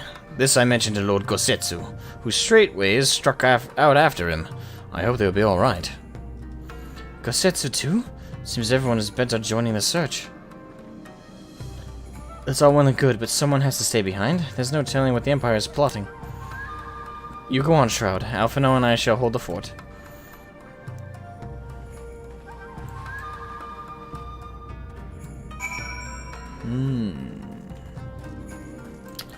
There is much amiss.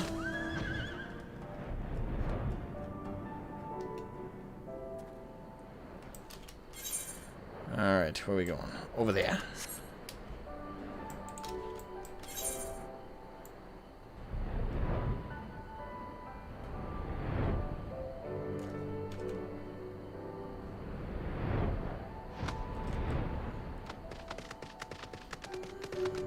Search for Jifuyu.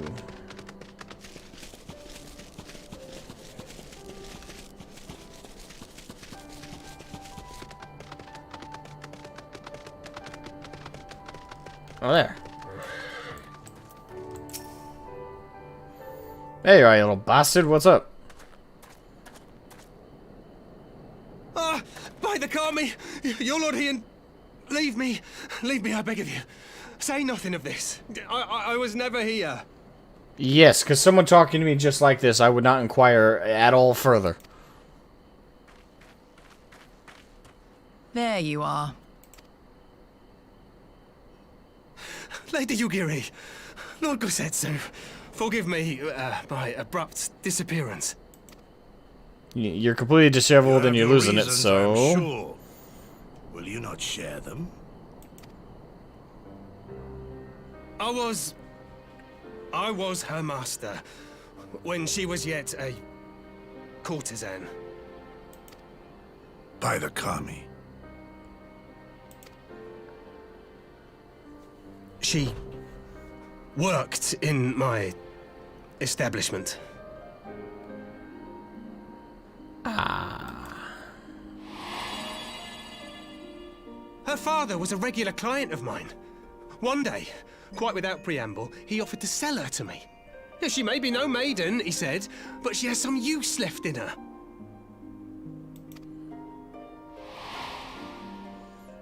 He sold her short. When I first beheld her, I was struck by her beauty. And yet, behind her eyes there was an emptiness. It was as if she had given up on life. She seemed more a doll than a woman. It was no profession for her. But I knew she would be popular. And so it proved. Men flocked to drown themselves in that cold, bottomless gaze. The rest you know. She became an Imperial informant, and for her loyal service won the office of Acting Viceroy. While you came to serve the Liberation Front. 'Tis said that the atrocities Yotsuyu committed were driven by vengeance. If so, I bear part of the blame for creating the monster she became. Little bit, but at the same time, she chose her path. You chose yours. Joining the front was meant to be my atonement. But the truth is, I am a coward, whose only thought was to escape her wrath. Then as now. I see. Then I shall recommend that you be assigned to a new post. I trust you have no objections, Yulgiri? None. It would not do to leave Yotsuyu in his care. Yeah, especially if it brings back her memories. I am in your debt.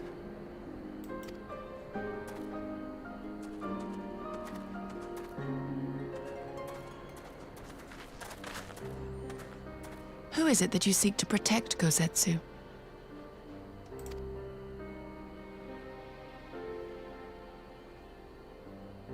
Idle musings. Pray, pay me no mind.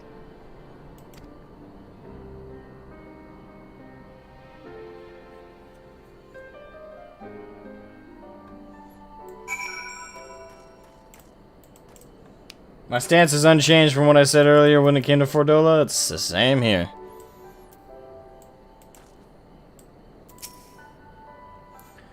Forgive me, now is not the time for brooding. Come, let us rejoin the others.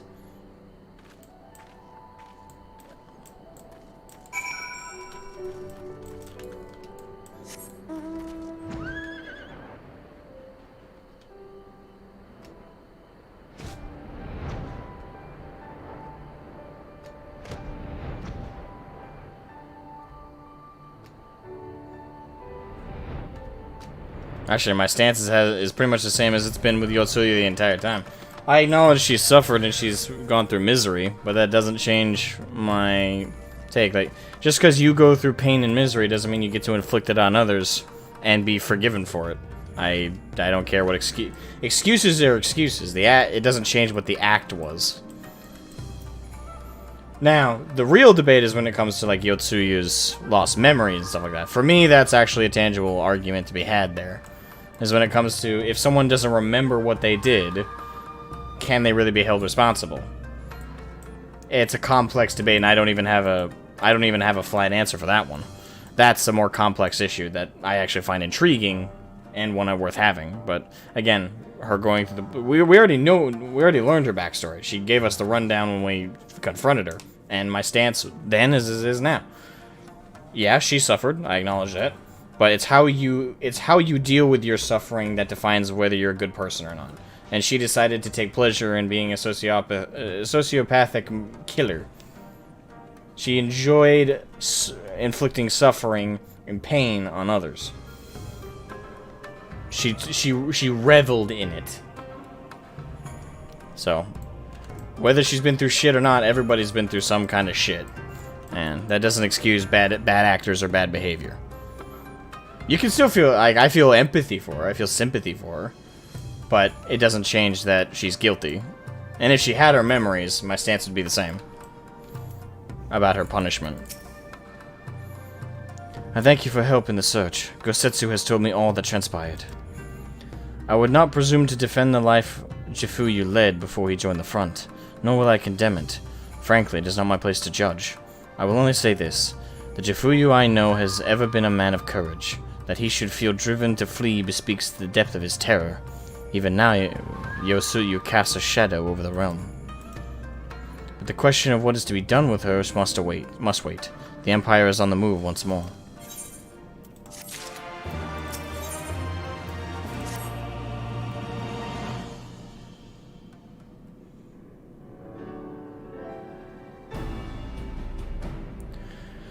While you were out searching for Jifuyu, we received word from our shinobi allies. An Imperial airship has been sighted over Doman soil. Our visitor's objective remains unclear. It may be another attempt to recover Yotsuyu, or a prelude to invasion. Either way, the craft reportedly advances at speed and appears bound for the Castrum Flumini? I mean to go there and ascertain their intent. If we ride out in force, it will only end one way, so we shall keep our numbers to a minimum. Yugiri, Shroud, can I count on you? Yep. Yes, my lord. Alize and I would fain play our part as well. We will not stand idly by while a common foe threatens the lands of our friends and allies. He would be glad of the help. You are acquainted with the Hakuru, I believe. Then I bid you seek him out and assist in maintaining order in the Enclave. When the reports see an Imperial airship, they are liable to panic.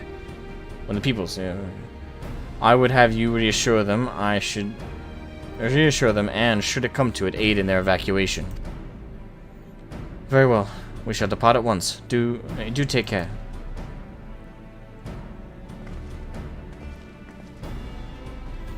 What of me, my lord? The Empire may well be after Yotsuyu. You are to remain here and guard her until my return. As you wish.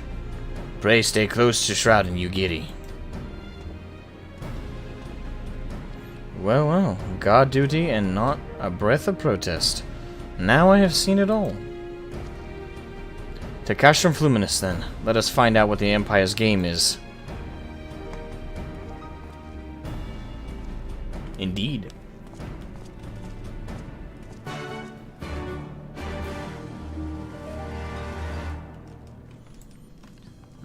Righty-roo.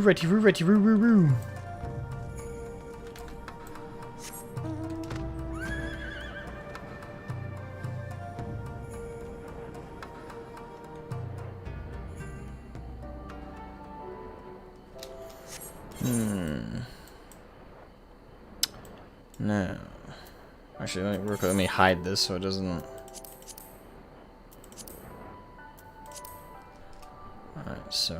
Alright, so we're heading over there. Beyond the wall.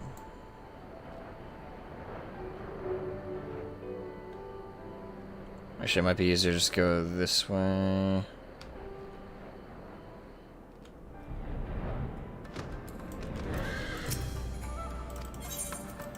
Open up the door so that I may swim. Let's go for a swim now, won't we?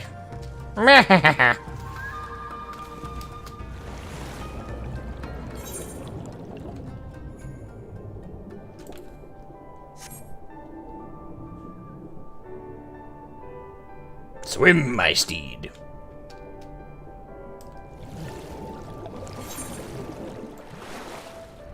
Yahoo!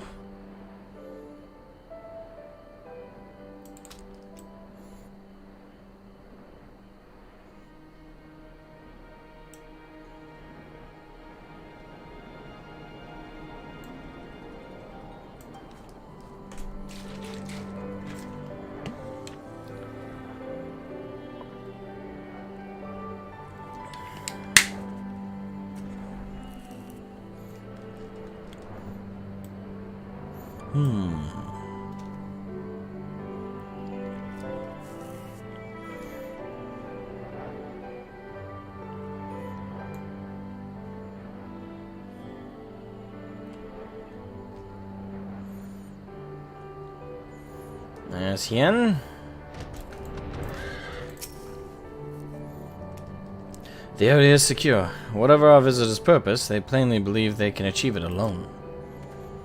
The craft should come into view at any moment. Let us await them inside the castrum. Indeed.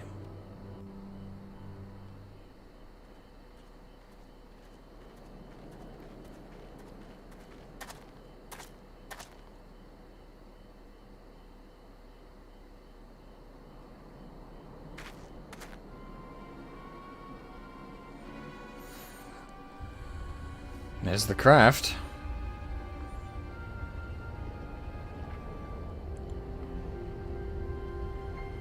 It's smoking?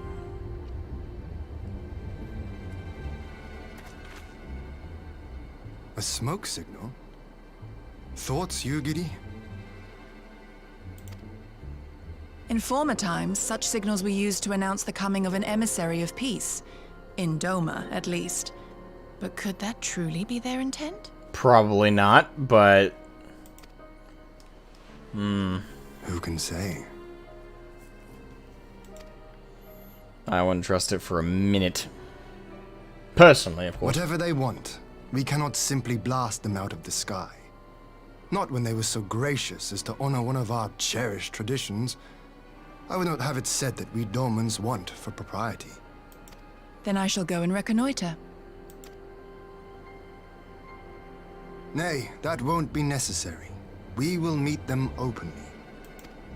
I would welcome this student of Dorman history in person, whomsoever he or she may be. Indeed. As you wish, my lord. I shall arrange for a signal of our own to be fired in answer.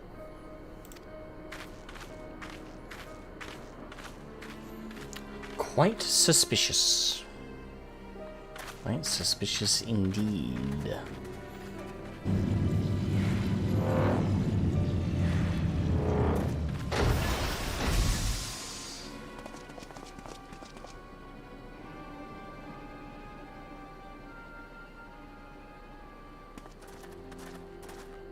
Well, that we should be received by the Lord of Doma himself.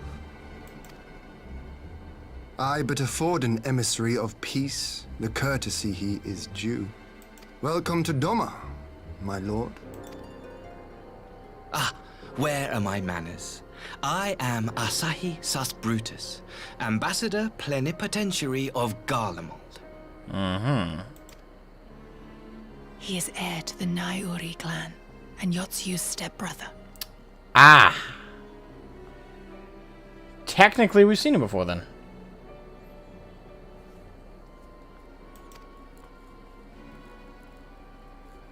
It seems I need not introduce myself, not in the presence of the famed Yugiri Mistwalker.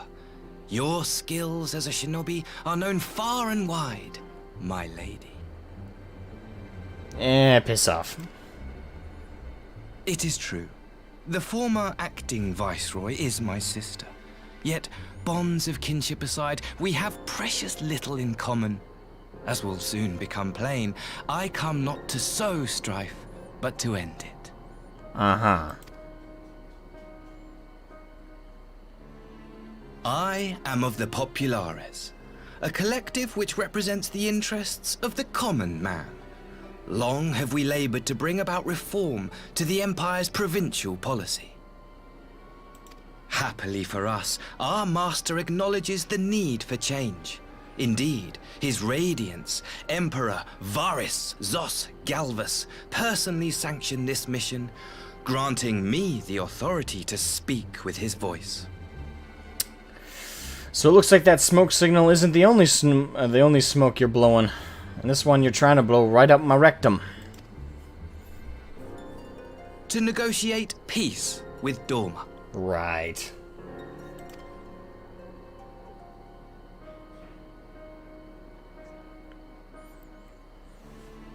Well then, we have much to discuss. Will you accompany me to my hall?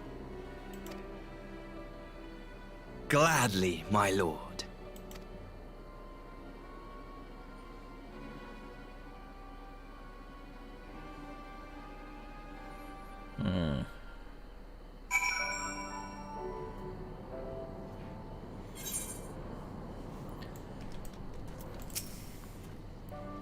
We shall escort our guests across the river to the Enclave. Yugiri, pray go on ahead to the Yuzuka Manor docks and see that the ferries are ready.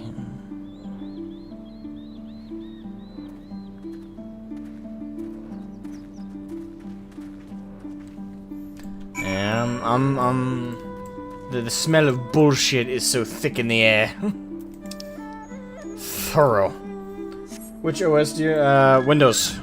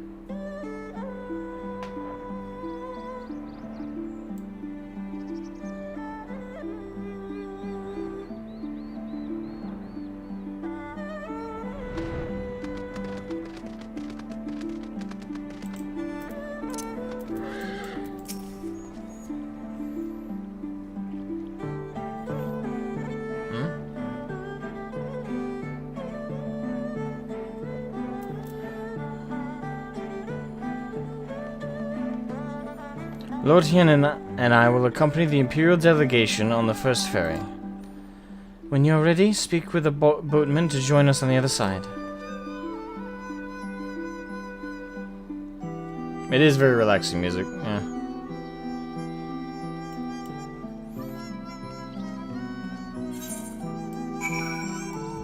Right.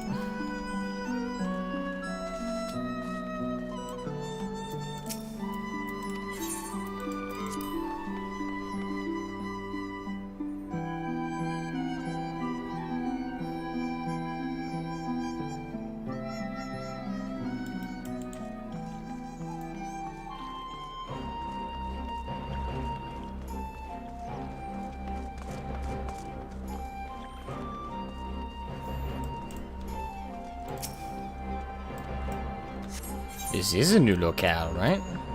Yeah. I sensed it! Yeah, first time I was just being here. Nice.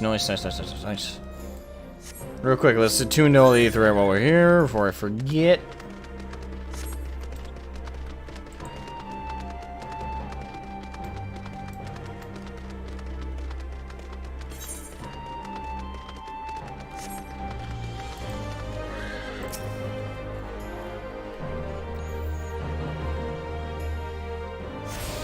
Alright, there we are.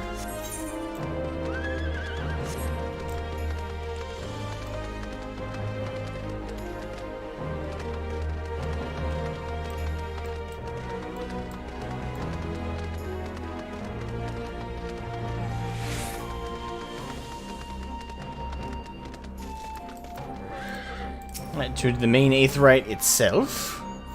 And then we have one more minor aetherite crystal to attune to, and then we can carry on. And we can carry on.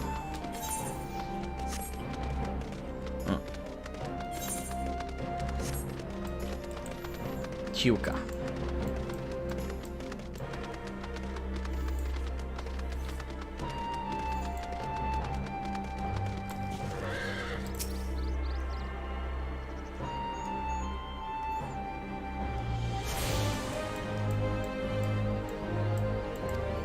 There we go. We've attuned to everything. Bada bing, bada boom.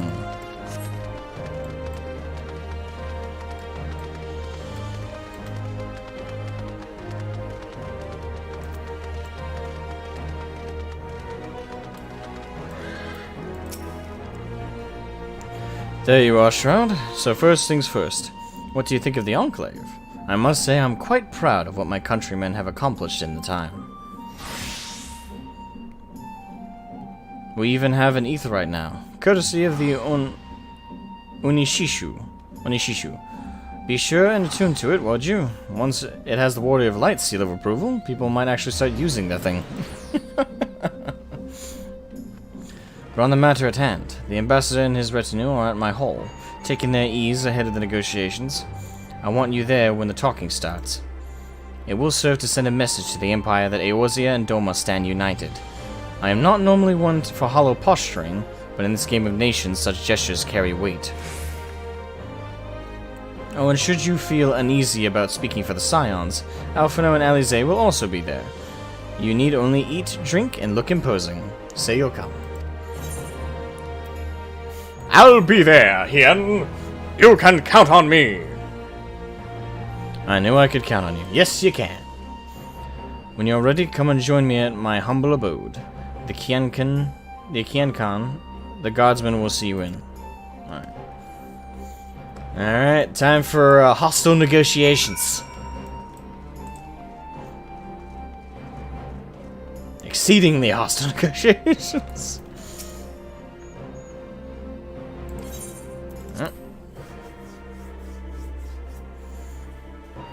And that's even if this is anything more than just an empty gesture from the Empire.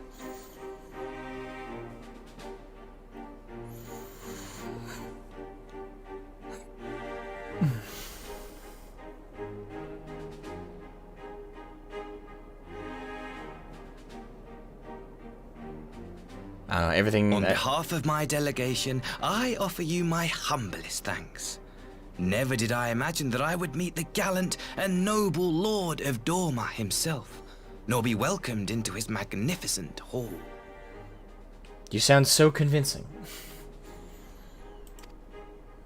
You'll forgive me if we forgo the pleasantries.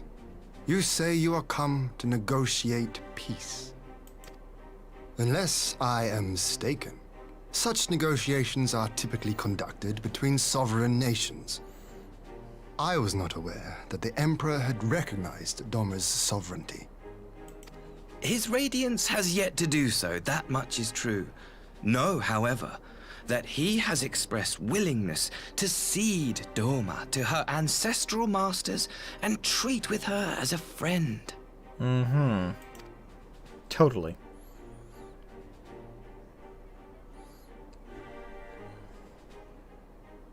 Since the days of Emperor Solus, the Empire has aggressively expanded its territory. One thing, after his previous statement, I would literally put my hand up to silence him, and I would simply say, then our negotiations will not continue until he does so publicly. Until he publicly declares Doma a sovereign nation, separate from the Empire. We have nothing more to discuss.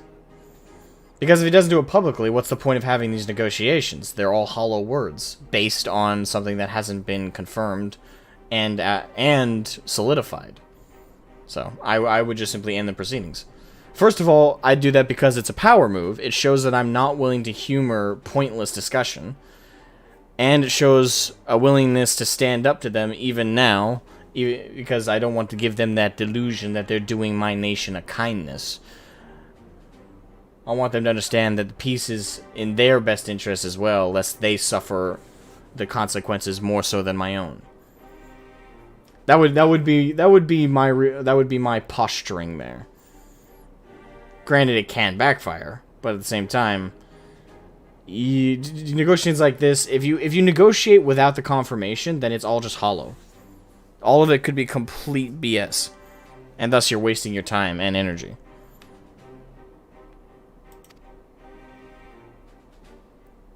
While you may not agree with our founding father's policy of expansion, I believe there is room for discussion on the matter of his lifelong goal, to rid the world of icons.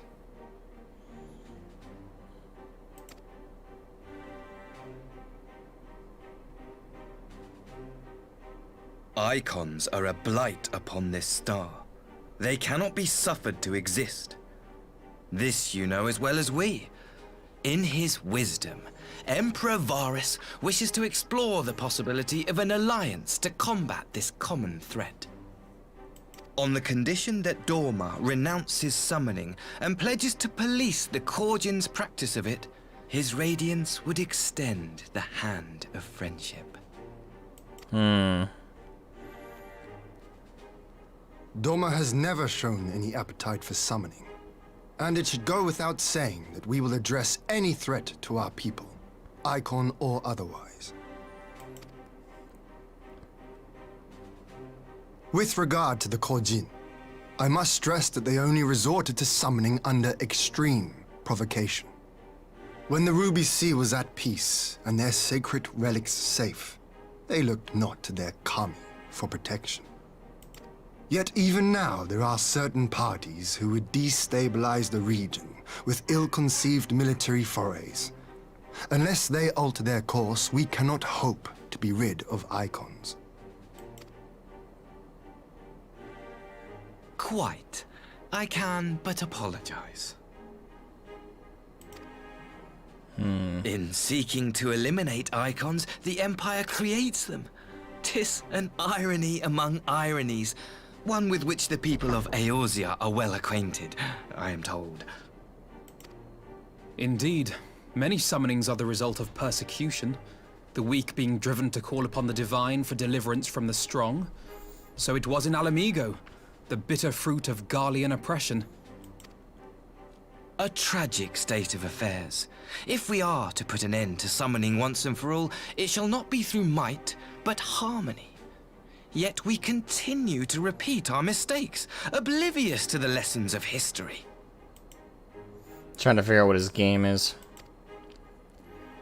My comrades and I would change all that. We, Populares, have campaigned long and hard for a shift in imperial policy. and at last the Emperor has seen fit to lend us an ear. Alas, there is a faction within Garlemald that would obstruct our every attempt at reform. A collection of pure-blooded Garleans who seek to consolidate their own supremacy. The Optimates. Lest you wonder, theirs was the hand that loosed our forces on the Confederacy. 'Twas a regrettable incident, one that flies in the face of everything we believe, and I swear to do all in my power to prevent a reoccurrence. This guy's a pure politician. He's twisting everything, he's turning it, he's spinning a yarn. It's all he has a goal he wants to achieve, and he's willing to that's the thing, the best liars string truth to their words. I'm sure there is a string of it there. And from our earlier flash to the two Garleans talking about how Xenos is still alive, and now I think about it, this guy's white, he's wearing the same kind of white attire that we saw the glove kind of contort into a fist. As far as I'm concerned, that the Optimatus stuff is probably it's probably more true than not. But I think that his group, the Popularis, so to speak, I don't think that they're as altruistic as he's posing them to be. This is all a power game. That would be most welcome. But if I may speak plain, if the Empire itself is not of one mind, how can we be certain that any peace we negotiate will be honored? Exactly. Exactly. I cannot blame you for doubting us. Indeed, I should find it strange if you did not. And so, in the name of building trust, I would like to make a proposal. A prisoner exchange. Here we go.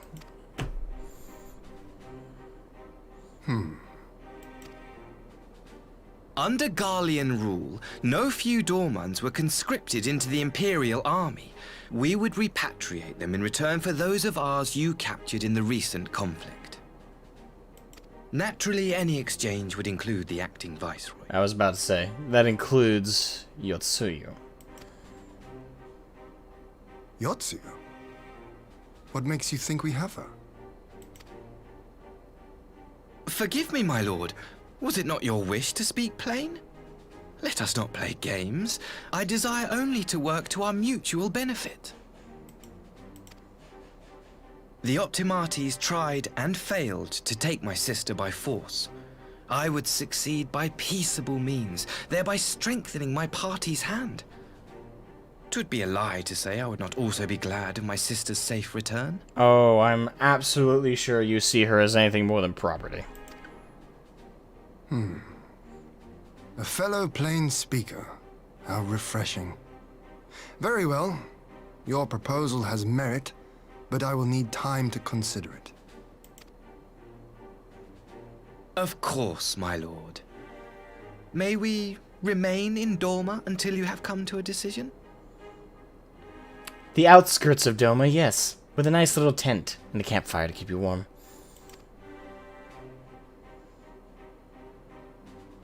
I wouldn't let them stay in the city. You shall be our honored guests. Yugiri, I leave the ambassador and his retinue in your care.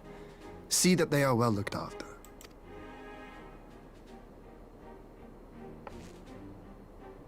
You have our gratitude, Lord Hien.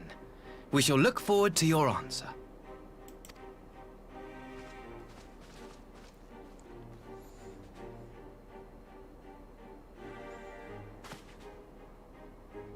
This guy just oozes sleazeball.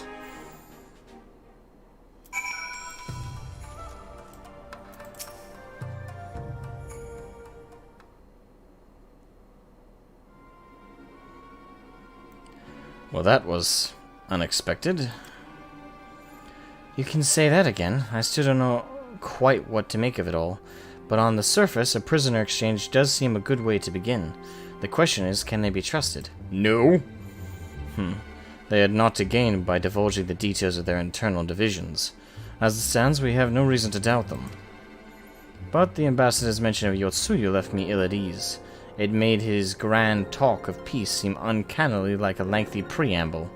It's because it was. You think this might all be a ruse to facilitate her retrieval? Perhaps, though I cannot fathom why they would go to such lengths. Yotsuyu may have been the acting viceroy, but she is not a Garlean, nor even highborn. Her value must presumably lie in what she knows.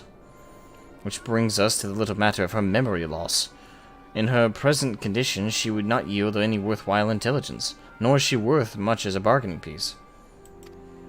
That they don't know that. I'm just saying this is, if you take all the emotion out of it and all that stuff, honestly, it'd be quite the deal.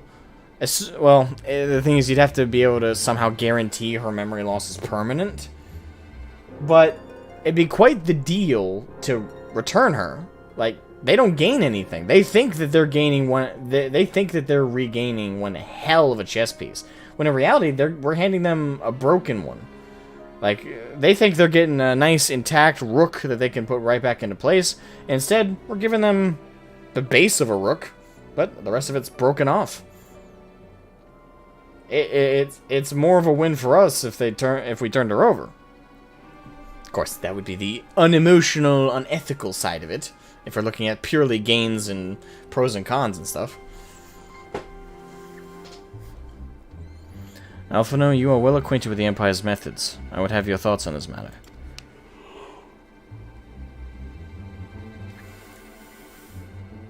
My knowledge is at your disposal, Lord Hien. While the ambassador's proposal is appealing in principle, it would be remiss of us not to give it due scrutiny.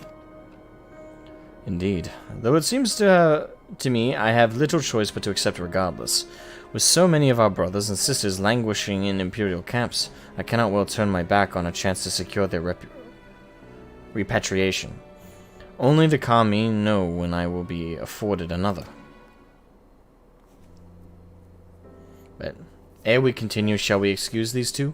I fear that what follows will bore them to tears. Well, I find it fascinating, but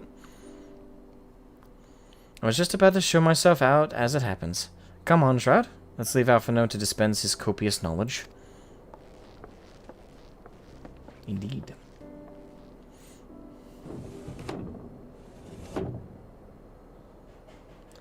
Someone is still sore from being made to watch at Sakazuki? Go on and keep Alize company. We are safe enough for now. You got it.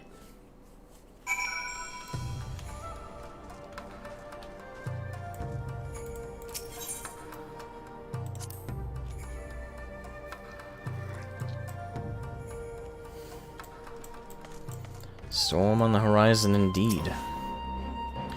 A chance to relax at last. I know when I am out of my depth, Shroud. Though no weapons are drawn, a negotiation is no less a battle, and the stakes can be every bit as high. One misplaced word and people could die. It takes someone with a cool head, and I'll be the first to admit that's not me. So we're left with the eternal question: what to do while they prattle on? Indeed.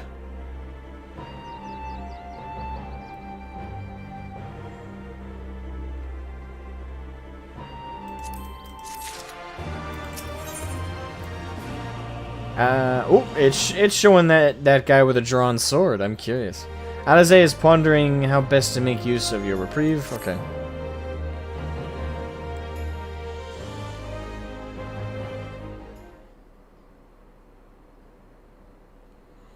Alright, for want of a better suggestion, what say you to a brief tour of the newly liberated Doma? I'd be interested to hear how the people are faring in their own words, and it's not as if we'll be missed here. Or will we? Shroud, a moment if you would. Oh, that's Yugiri. Ah, Yugiri. And Asahi. What is it? Was it? You have some business with Shroud? Business? No, pleasure, my lady. I merely wish to exchange a few words with the famed slayer of gods and champion of Eorzea. It is truly an honor. Such heartfelt admiration. One could almost forget that you're an envoy of the Empire. Oh, is that so strange? We may have stood on opposing sides in the past, but I see no contradiction in lauding the man who would do battle with our common enemy. And lest you forget, this is my homeland. It would be remiss of me not to at least thank him for containing the threat posed by the Kojin's vile icon. Now, if I may continue, as we speak, Lord Hien deliberates over my proposal, and I would take this time to see the land I once called home. Though Lady Yugiri is certain to be a jovial escort, the excursion would be all the more enjoyable for your company, and safer besides.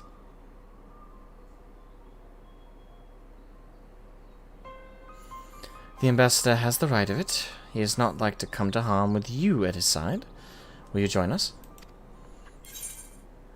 I'm quite sure he will be safe with you, Yugi. I do want to say that, but inevitably I'm going to get dragged into this. And plus, I gotta keep up appearances. It would be my pleasure. Welcome back to the mount. Hey, Pierce.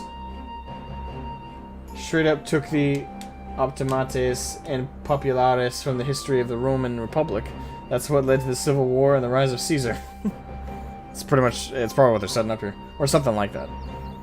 It is a power game. I mean, Caesar used the Populares to gain power. Would you recommend this movie for Halloween? Saw? Depends. Do you like body horror? Or just gore in general? I wouldn't say necessarily body horror. Just gore.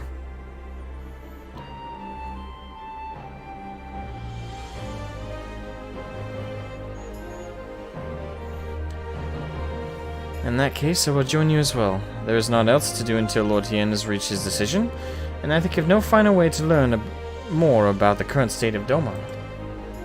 Yes, mostly gore. Alright, if you are a fan of that, then yes, Saw is a good film.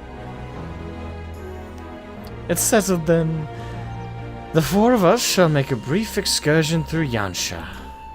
Might we start at the town of Monzen? I would see what has become of Doma Castle. Very well, if you will follow me.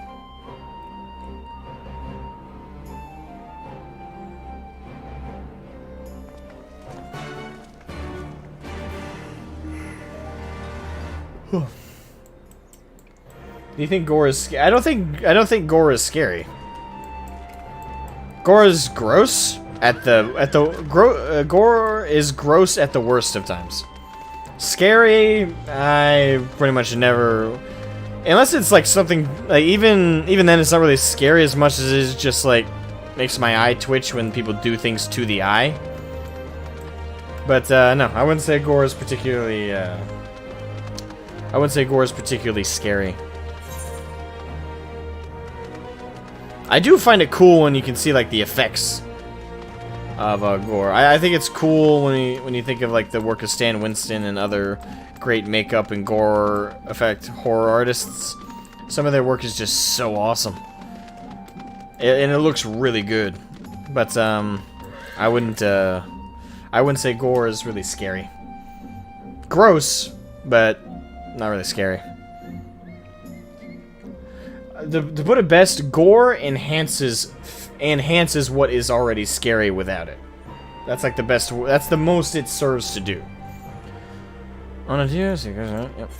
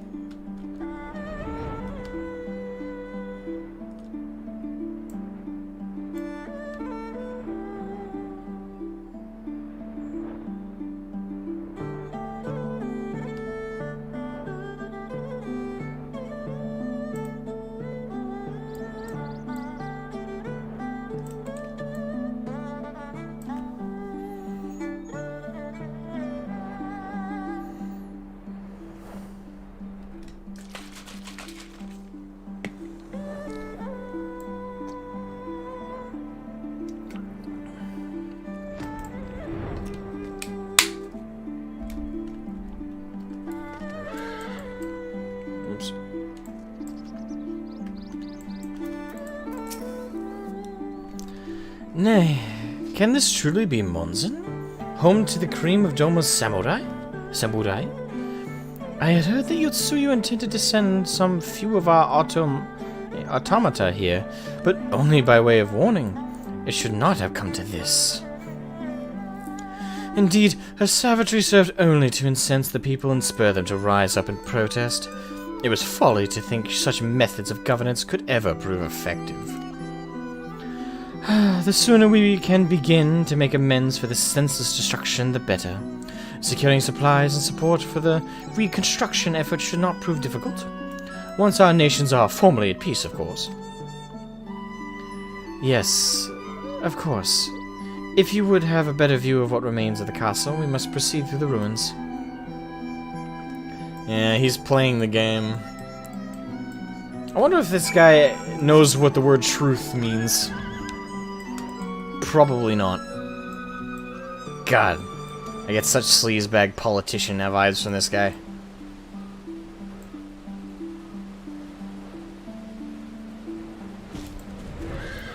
He's posturing. It is a travesty, a travesty! I remember the keep being so beautiful in the light of the setting sun. One would swear it was aflame. It is indeed a doleful spectacle. Mayhap we will rebuild it one day, when we have finished helping our people to rebuild their lives. Spoken like a true popularis. The needs of the people must of course come first. Speaking of whom, would you be opposed to my seeing how they live firsthand? The village of Namai is but a short journey from here, if I'm not mistaken. By river, yes. If you will follow me, I will ready our boat.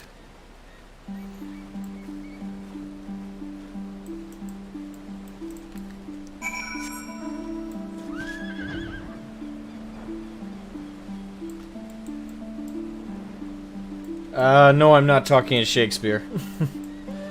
Shakespeare has a very specific way of talking. It's often called its own language.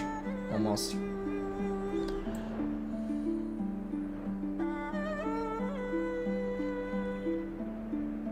No. I'm talking grandiose and pompous, but not Shakespearean.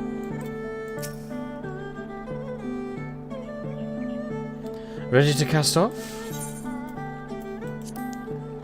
Alright, we're gonna fight something here. I saw in the preview of the quest, it showed him with his sword drawn, so I don't know if we're fighting with him or against him in some capacity.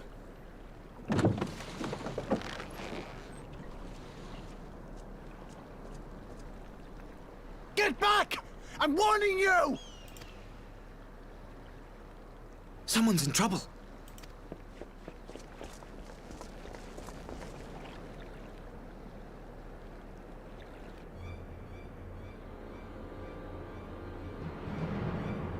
Red Kojin.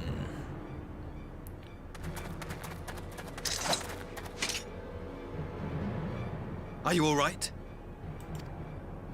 Hi.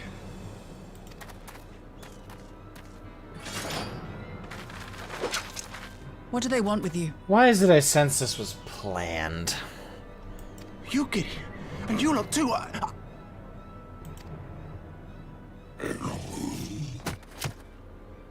I don't know. We were returning from the Enclave when they came at us. It seems they won't go quietly. And neither will we. Very convenient opportunity to make yourself look good. I sense some. I sense a staged performance here.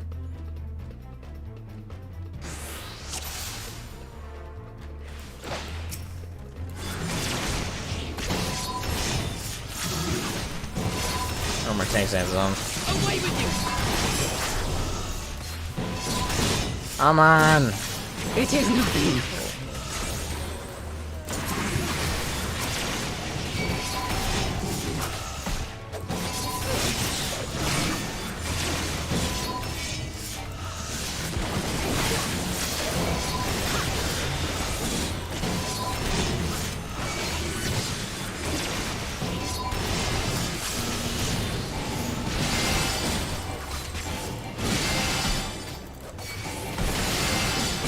Leave this to me.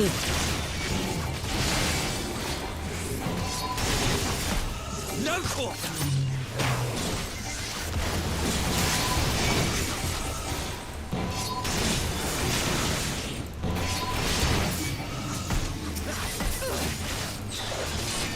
An opening. Crap.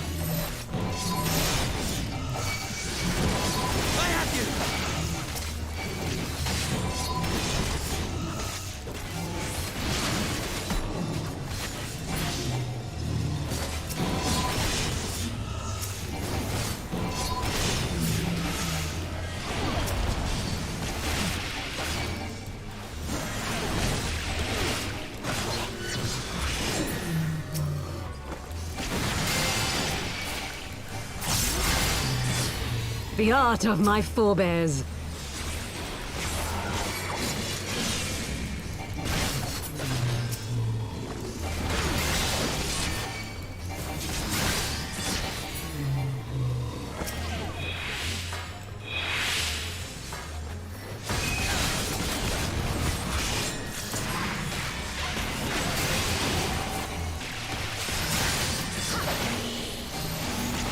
Crap.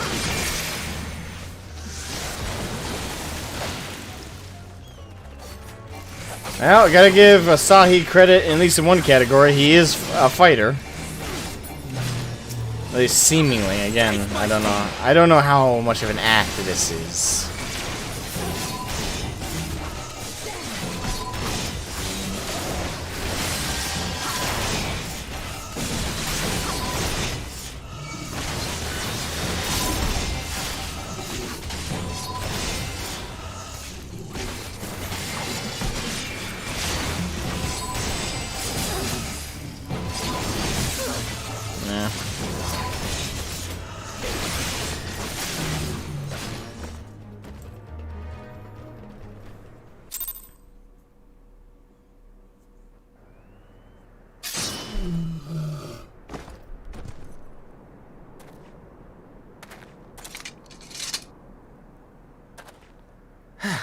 That seems to be the last of them.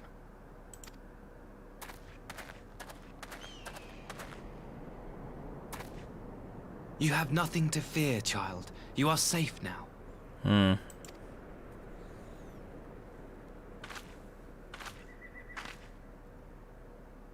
Thank you, sir. Still believe 100% this is all a fucking act. Because the Red Kojin worked with the Empire before. Thank you. If you're ever passing by our village, look us up. You'll always be welcome.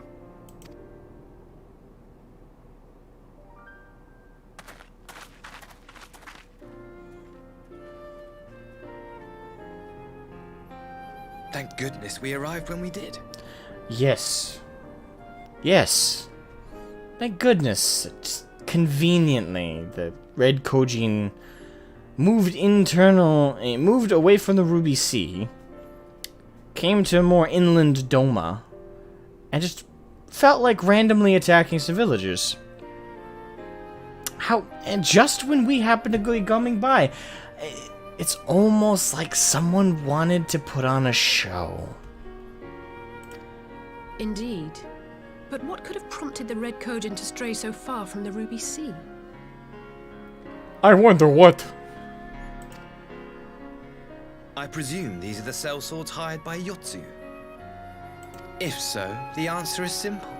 Desperation. Bereft of imperial employment, they seek other means to line their coin purses. Another sad legacy of the Empire's mismanagement. The Empire to which you have sworn allegiance.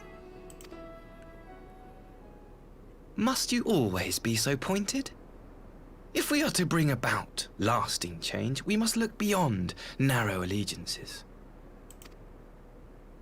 You have every right to doubt me, but in time, I hope you will come to see that we share a common goal. You and yours have fought fiercely to change the Empire from without, but if we are to end the cycle of conflict, the Empire must change from within. Am I wrong?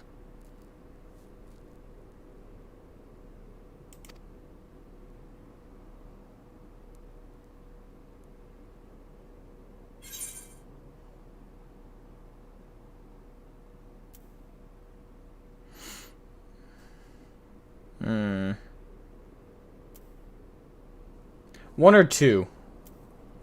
One or two. Because I could see both being something I would say. And Shroud would say. Because both are true. So, one or two. Chat, vote. One being not about that, true reform can only come within, and two being the Empire will never change. In the end, they both usually will result in the same conversation.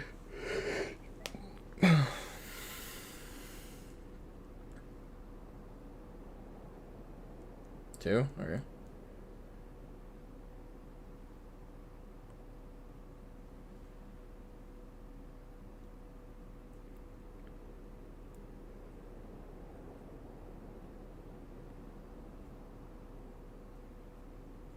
That it? One person's gonna vote? Okay.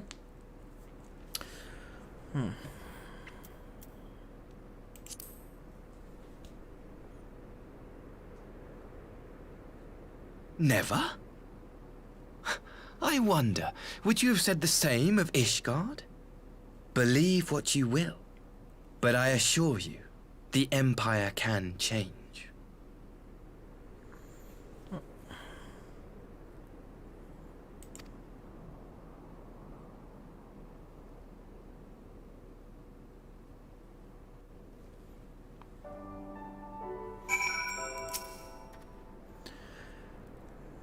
Dear me, I had hoped to convey my views on our nation's shared hopes under more peaceable circumstances. Yet this regrettable little interlude did afford me a chance to see the famed hero of Eorzea in action, and few Imperial soldiers can say that. At least, few who live to tell the tale.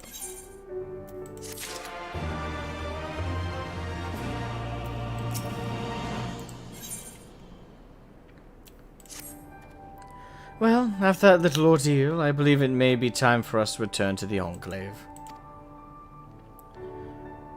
Return, my lord? But what of Namai? You seem so eager to observe the villagers going about their daily lives. To be frank, I still am, but I rather doubt the good people of Namai would take kindly to the sight of a man in Imperial uniform, with blood still dripping from his blade. Even in your company, my presence would only prove a distraction. Fret not, however, thanks to the three of you, I have seen a great deal more than I otherwise would, and with any luck, Lord Hien will have finished considering my proposal by the time we return.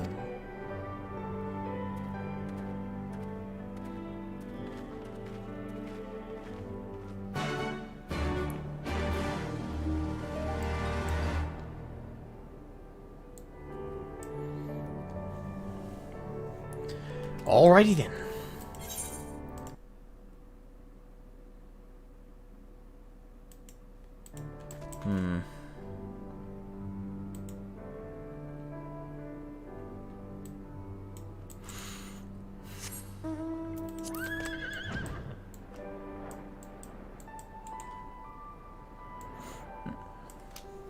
Alright, so we have this quest and the next one, and then we're done with patch 4.2. I'm wondering what's gonna come about within this quest and the next. Because usually these patches end on a grandiose note. Usually. Not always. Something to set up the next one.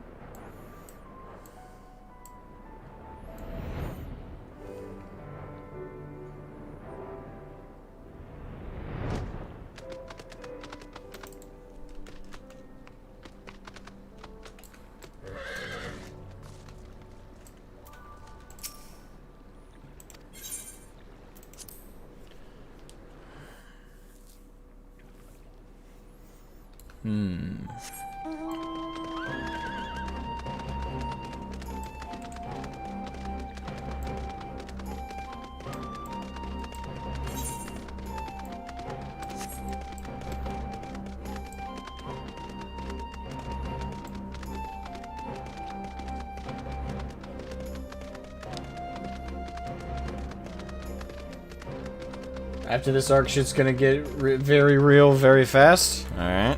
By this arc, do you mean the end of this patch? Or what do you mean? Thank you again for agreeing to join me. If not for your aid, the Kojin may well have overwhelmed us. Pray, go on ahead. Lord Hien is expecting you. I will remain without and keep watch over our guest. Well, we had best not keep him waiting.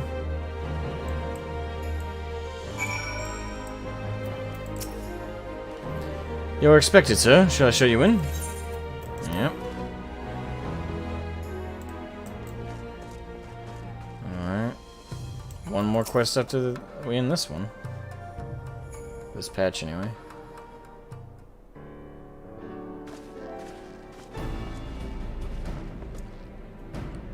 Welcome back, my friend. Yukiri tells me you accompanied her and Asahi on your tour of Yansha. I had hoped you might take the opportunity to recover from your exertions at Sakazuki. But I gather your time was well spent, until the ambassador affords Yukiri a chance to make a full report. However, I must rely on you to supply the details. So please, tell us how it all unfolded. Hakuro is just so fucking big. You know he's up there. The Red Kojin, here? Have there been any other such incidents since the liberation? Not that I'm aware of. If they are planning some new venture here in Yansha, we will need to increase patrols. In any event, I am indebted to you for... Really? How do you guys not see what's going on here? They worked with the Empire before. Why would they not be now? Just because they turned on them once? So what? Offer the right deals back. Doesn't matter how many times you betray somebody. In any event, I am indebted to you for fighting them off. But tell me, and don't be modest, was Asahi truly the first to leap to the youngster's aid? He was. I was quick to doubt him when he first met, but his desire to save them seemed quite genuine. Yes, well, a schooled, practiced politician is also a very effective liar. It is possible he truly believes what he's saying. No. In the time I've known you, you have always been an excellent judge of character. What do you make of the ambassador? He may very well be an honorable man. I still don't think he can be trusted. I 100% do not think he can be trusted. And the question of what his true intention maybe remains. Regardless of his aim, I am resigned to play this game, his game, for now at least. Well, forswearing summoning should be simple enough, considering you never dabbled in it in the first place, which just leaves the somewhat thornier question of how to police the Red Kojin. It was with that very question in mind that I sought Alphino's counsel.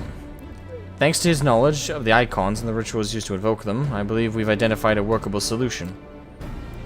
As you will recall, Susanoo was summoned forth using the power of relics locked away in the Kojin's treasure vault on the Isle of Zeki. Those said relics remain there to this day. It is all but certain that the act of summoning exhausted their stones of ether, making subsequent summonings impossible. Assuming that is the case, preventing the Primal's return rests on denying the Red Kojin the means to amass new stores of ether, either via the acquisition of crystals or the relics they are wont to collect. For this, I plan to enlist the aid of our friends the Blue Kojin. Since Doma's liberation, we have forged closer bonds with Bunshin and his people, and with their support, I am quite confident we can keep the Red from obtaining what they require to call upon this Susanoo. And what of the prisoners? They will be exchanged as agreed, and I will give full credit to Asahi for the success of the transaction. If there is aught we can do to help the Popularis garner favor, I mean to see it done. But first, I have some unfinished business to attend to. Would you all come with me? Yes, of course, but what manner of business? A past mistake which I would see put right. One which has weighed heavy on my mind.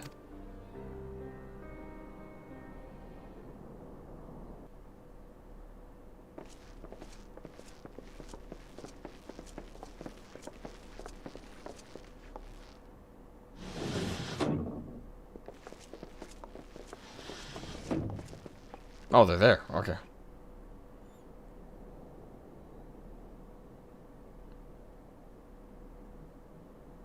I had her brought here in secret while the three of you kept our guest company.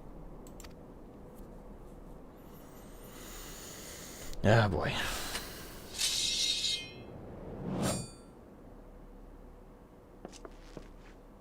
The world has not been kind to you, it is true. But that does not excuse your sins. Correct. You should be at the bottom of the river. Correct. Yeah. Yet here you are. The living, breathing proof of my failure. A failure for which I would now make amends. What did I do? I don't remember. Was it really so terrible? Tell me, please. What did I do? We'd be here all day, honey. You speak of sins, my lord. But at whose feet do those sins lie? Those who perpetrated it.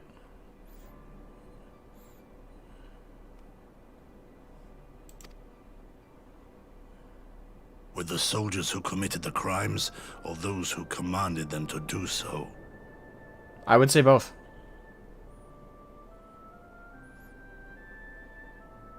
Unless it can be proven, or at least safely assumed, that the soldiers had no other choice. Then, at their commander's feet. And that would be her. With both, I would say. For all have a conscience, and all must choose. Yeah. But with no memory of who she is, or what she has done, what sin remains to be cleansed? And that's exactly... Now that's the topic I don't have a straight answer for. The rest of it, I'm stalwart about. I'm almost draconian in how flat I am about those concepts. But when it comes... The one area that I am not confident about is when it comes to the whole lost memory bullshit. But the problem is, can you prove that they actually lost their memory and are not playing an act? And if so, how can you prove that those memories won't come back, and with them the proclivities that made them the person that they were? And then on top of both of those, there's also the actions were still performed. The actions were still done. The sins were still accumulated. And the one that did it may not remember it, therefore you could argue, oh, they're not even the same person anymore. Great. That doesn't undo the sin. That doesn't undo the crime. And a punishment has not been doled out. And no, a loss of memories is not the same as doling out punishment. Especially since memories can be regained. So, when it comes down to that, I think it would, unfortunately, but the thing is, there's no way to prove her memories won't come back. No way to prove that.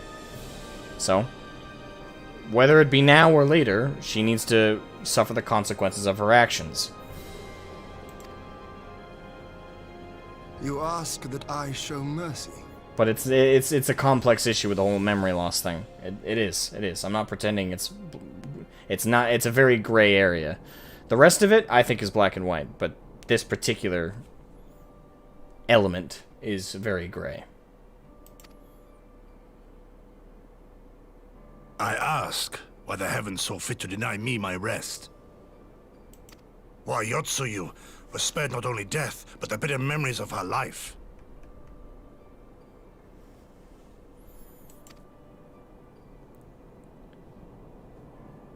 You truly think it the will of the kami?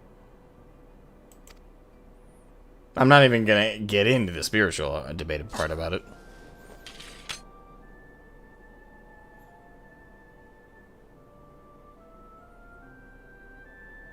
If so, her life is not mine to take. It is yours to safeguard.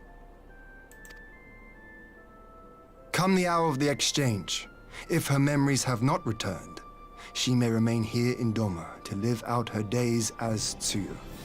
Wait, I thought she was a required transfer. But if they do, the Guardians shall have their viceroy. Though the people will protest, they will come to accept my decision when they have been reunited with their loved ones.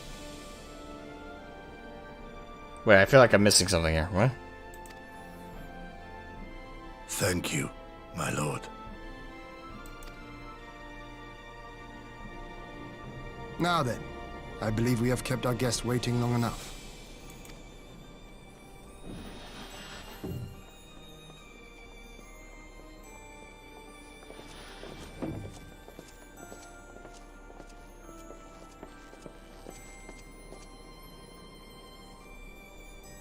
Did Gorsetsu not seem strange to you?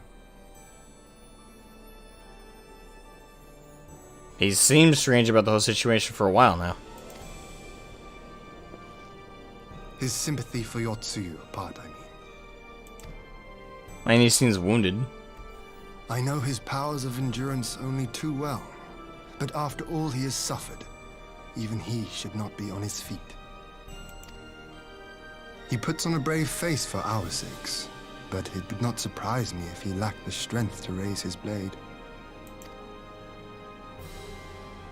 And he was shot Though I like suppose if he and 5 Yotsuyu times, are to 4 enjoy times? a life of peace and quiet, he will have little use for it. Hmm. It falls to us to shape that future, one in which he need never again set foot on the battlefield. That would be ideal. To let the old dogs of a prior generation finally have their retirement.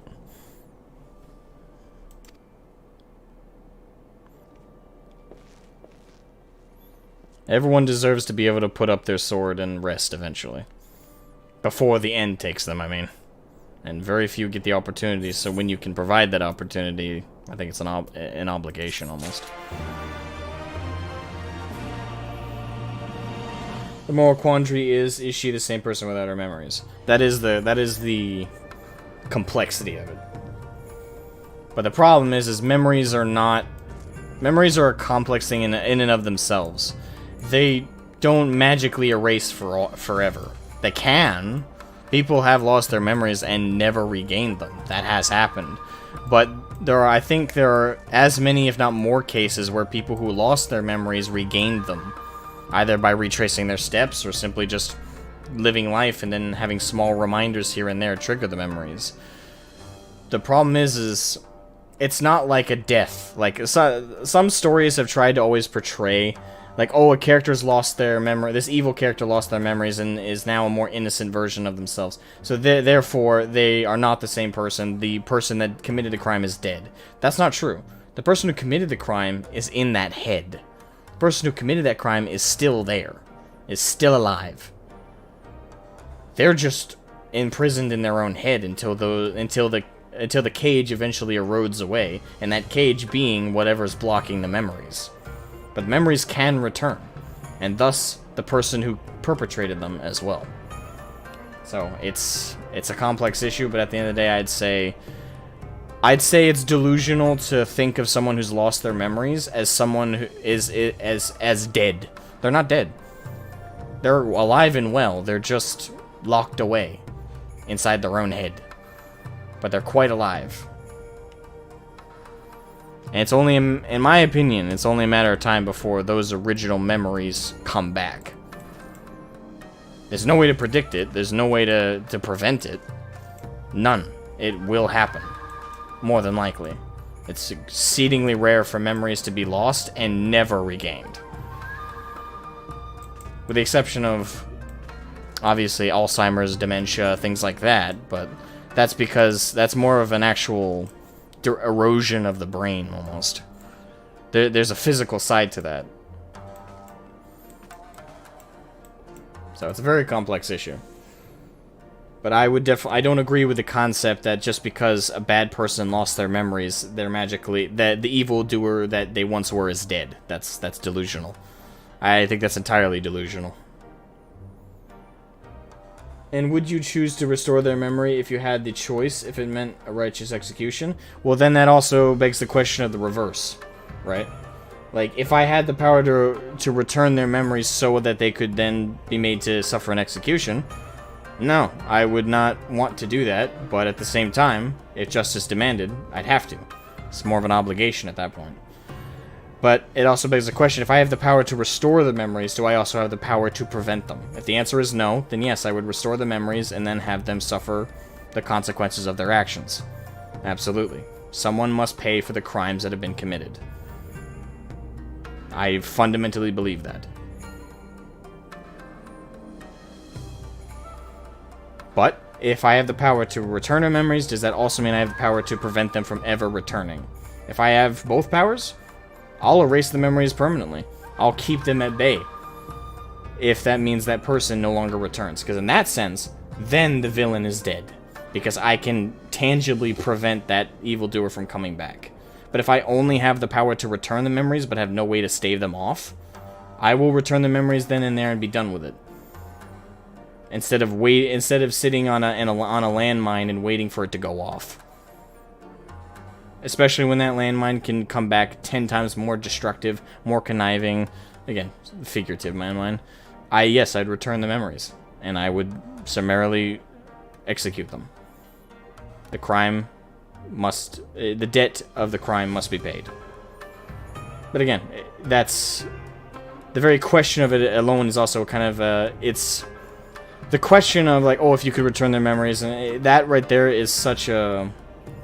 the question is kind of in bad faith, to a degree. Because it's only giving light to one side of it, like, oh, if you could only return their memories, would you then execute them? It's not...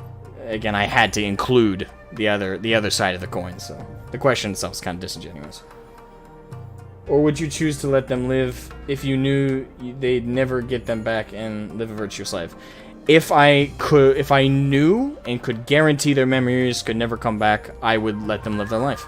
I would prevent those memories from ever coming back, because at that point, with the guarantee, then the villain is dead. Because at that point, you've made sure those memories can never come back, and with them the person that held those memories. That possessed those memories, and possessed the personality that those memories created. If I could do that, yes, I would let them live their life. But I cannot guarantee that. It's fairly straightforward.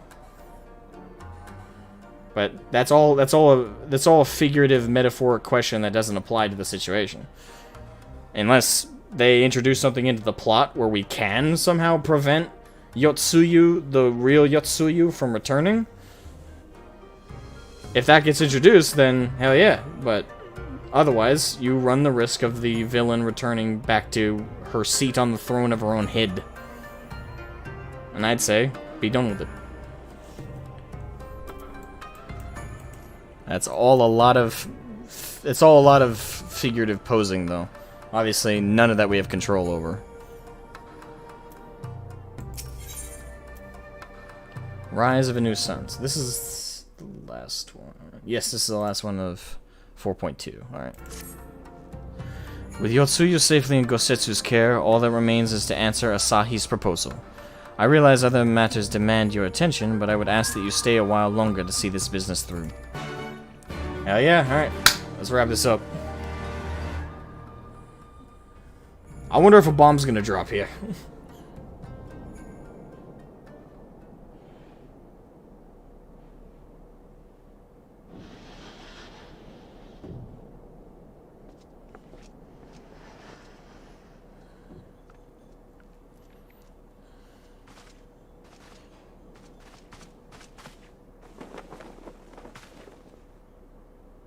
My apologies. Our deliberations took longer than expected. Indeed. Think nothing of it. The time afforded me the opportunity to go on a rather rousing excursion through Yansha. You have reached a decision, then? We are willing to cooperate with you in combating the Icon threat, and also in the exchange of prisoners. Assuming you accept our conditions, of course. As you know, your sister is in our care. Due to certain complications, however, we are hesitant to release her into your custody. Complications? She was inside Doma Castle when it collapsed. Though she survived, she remembers nothing of her past life, not even her name. To clarify, she is in our care not as a prisoner, but as a vulnerable citizen of Doma. Are you saying you refuse to release her? Not at all. If her memory returns before the appointed hour. And if not, what exactly? You will accommodate her here in Doma? Well, I sincerely doubt she will be of any great strategic value to the Empire. She spends her days daydreaming of Dango. Dango? How dreadful. Dreadful? Really? There's worse things to daydream about. Very well. In light of our recent misstep in Sakazuki, it seems only fair that I show you the same understanding you have shown us. Though I do have one small request. Regardless of Yotsuyu's value to the Empire, she is yet my sister. Before I leave, might you permit me to speak with her in private? No, because something tells me you're an abusive fuck that will trigger the bad memories. Of course. Perhaps you could even bring her a plate of dango. She would be most pleased. Yugiri will see you to her chambers.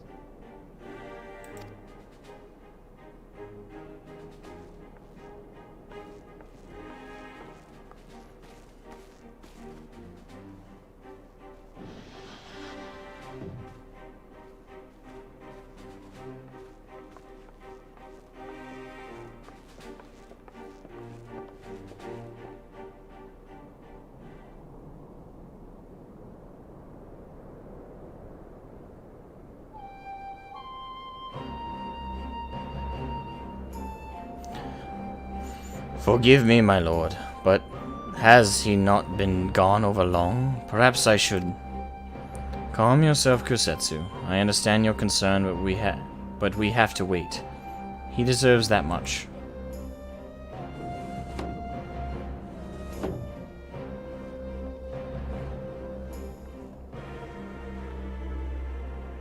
I'm sorry to have kept you all waiting. Thank you for your understanding. Long did I dream of this reunion, but never did I imagine it would be so joyless. A part of me hoped your stories of her condition were just that, but alas, it is as you say. Tsuyu, do you remember anything of this man? Anything at all? No. I am a stranger to her. That much was clear to me from a single look. I leave her in your care. Okay, that definitely is going down not as I expected. As you wish. Now, if you will excuse me, my superiors are long overdue in a report. They will be elated to hear of our agreement. Of that I have no doubt. As for the exchange itself, once I have obtained the relevant permissions, I'll arrange for your people to be relieved of their various duties and sent here to Yansha. This will take time, of course. Of course. You may be rest assured your soldiers will be well cared for until your return. We will also begin taking steps to better counter the threat to the Kojin and their icon. Before you take your leave, there is one other matter. I am informed it was you who took the lead in rescuing 2 young domans from a band of Kojin sellswords. I have not yet had the time to thank you properly. Please, there is no need to thank me. I only did what anyone would do under the circumstances. Fortunately, I was in good company at the time. The blight of the Red Kojin is the Empire's making. Were it not for our transgressions, those children would not have needed saving. The people of Doma have suffered enough, my lord, and I promise to do all in my power to spare them further pain, but be it at the hands of the Kojin, or indeed the Empire. I pray the Emperor will see things as you do. There may yet be hope for us all.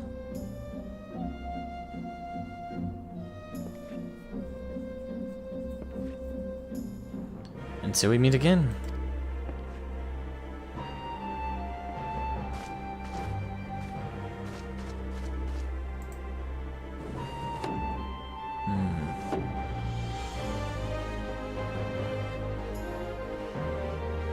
Kosetsu, as before, I leave Yotsuyu to you.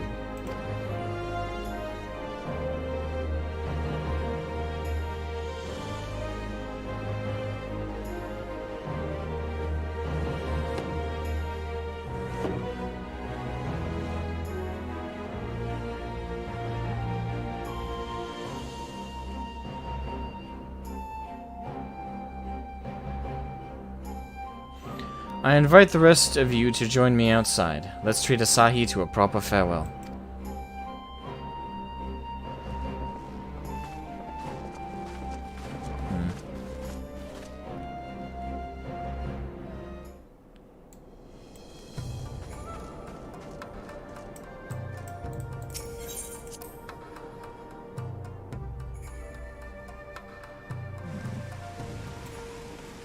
Ah, it's raining.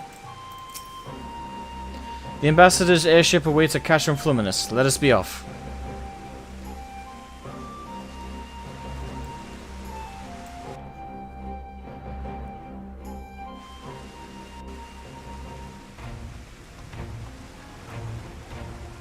Alright, they're gonna leave without incident, or what's going on?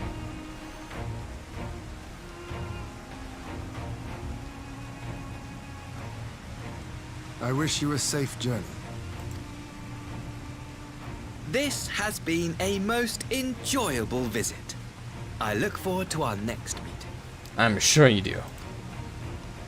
Maxima, would you take the others and see that all is ready for our departure?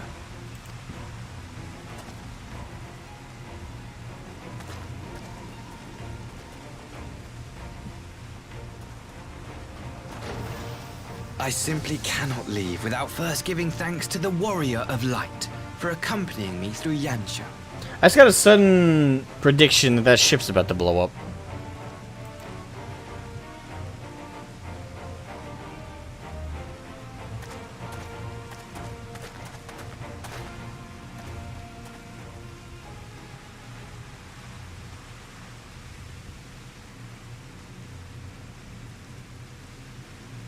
Mark me, savior of the savages. Yeah, finally we see the real Asahi. A reckoning.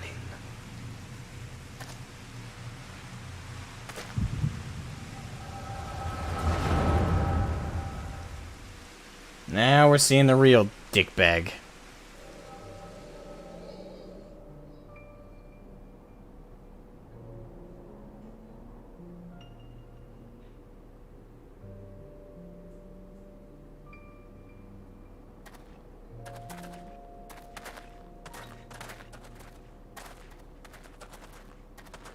You've nowhere left to run, traitor!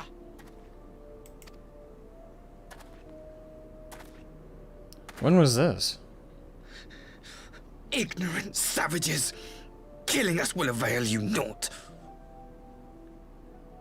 Was this when we took back Delaware? Or was this, like, back in the original battle? The original war? For every Imperial you cut down, 1,000 more will come. Abandon this foolish endeavor and surrender. You may yet serve our righteous cause.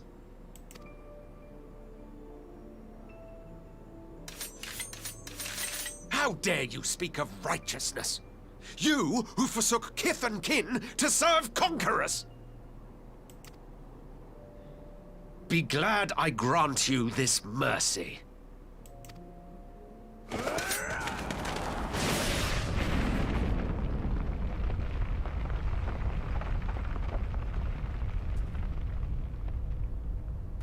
Xenos? What in the... Yep. Okay, so now I think I know whereabouts this happened. Ah, okay. Okay, I now it's all coming together. It's all coming together. No, just one. Cut him down. Now it's coming together. Okay. Okay. Now it's coming together. All right, so Asahi was probably a massive fucking fanboy for Xenos, right? And so when, like, to the point where he probably obsessed about him. So when we killed Xenos, supposedly, he wants revenge on us. That's my prediction and understanding with what this is setting up.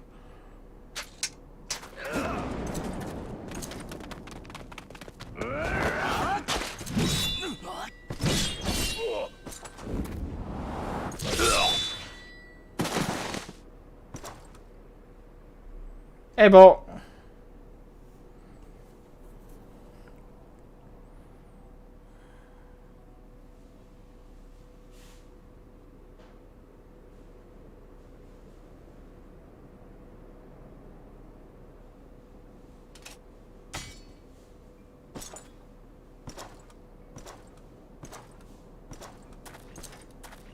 I still stand by Xenos was a badass villain.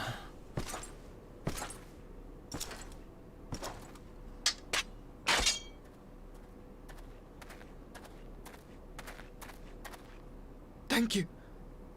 Thank you, sir.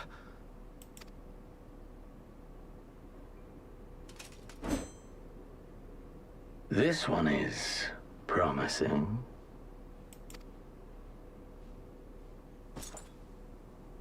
Who remains to offer us resistance? A host of rebels led by Lord Cayenne hold the enclave across the river. Lord Cayenne? The king of the former king of Dorma, sir. They say he is one of the greatest swordsmen alive. Is that what they say?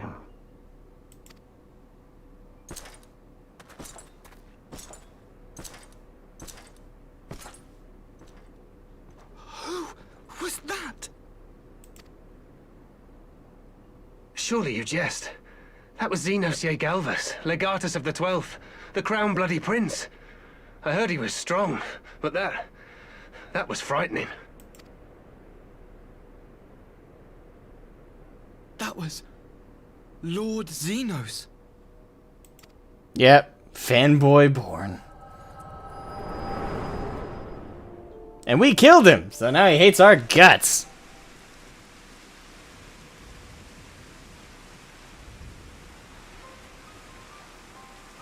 Everything you are, your power, even your face, it vexes me. Good. Can I knock your teeth in and then gouge your eyes out so you don't have to worry about it?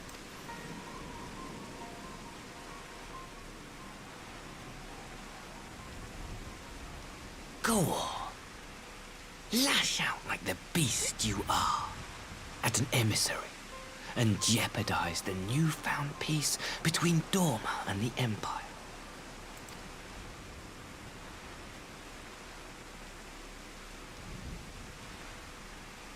My lord was destined to lead us unto a glorious new age. Your light is nothing to his radiance. So did you ever make it all the way to his balls? I'm curious.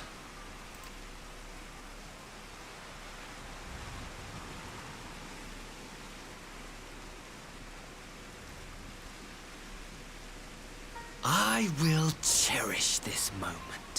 Lock it away within my heart until the day we meet again.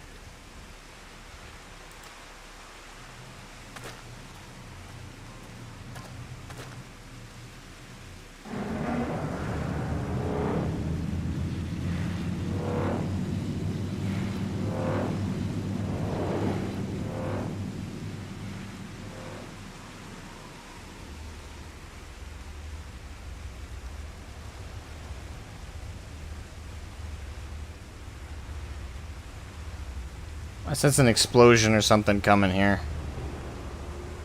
No? Okay.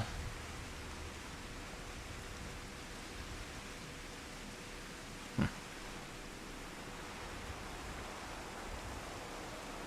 don't know, for saying that, I thought he was gonna like fake his death or something to re-engage the conflict in full force or something.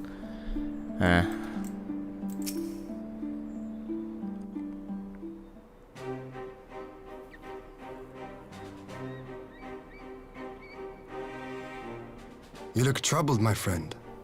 Was it something he said? And what we saw in his memories.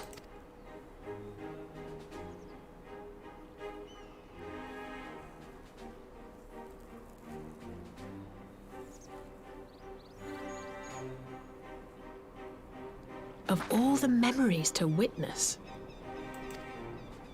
I had my doubts about him, but I would never have guessed he was a disciple of Xenos.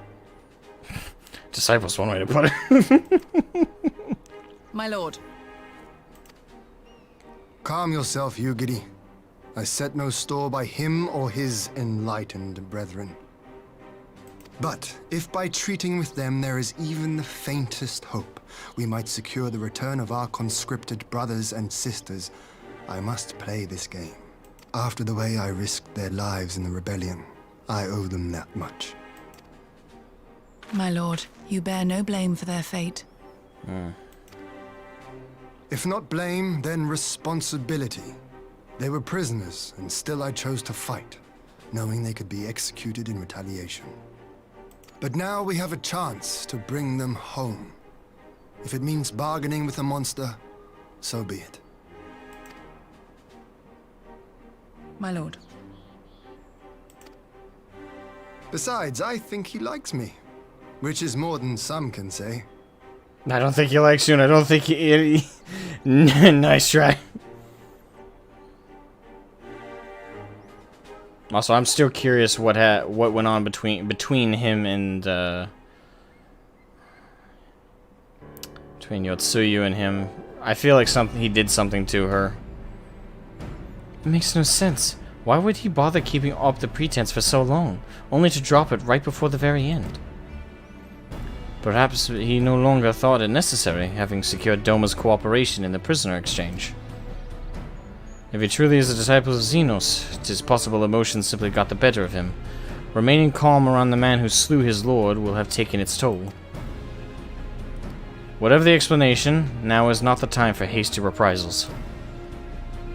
We shall proceed as planned. The Red Kojin must be placed under surveillance and the Garlean prisoners made ready for the exchange, but you need not concern yourself with the details. Leave the affairs of Doma to us. When the hour of the exchange draws near, we will call for you. Aye.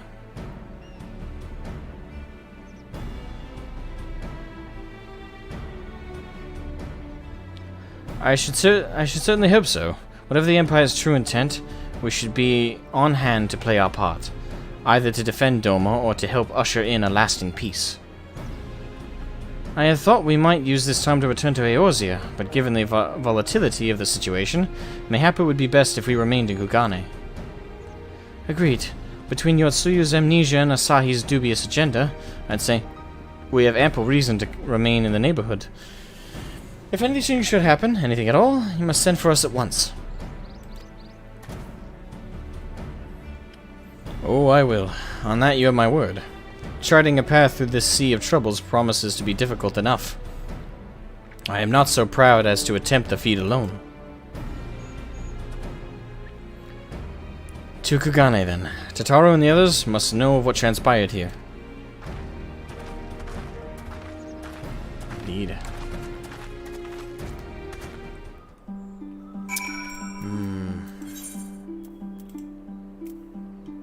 Alright, forward over to Kugane.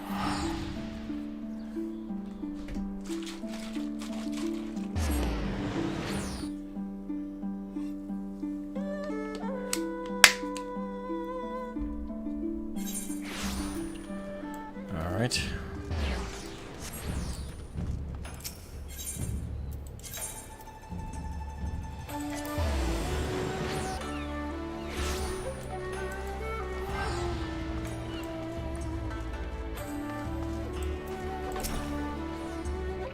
Greetings, honored sir. Maybe okay. Well, I don't know why I always read that.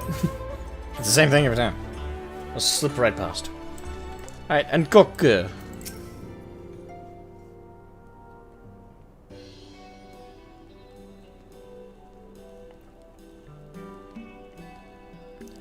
My.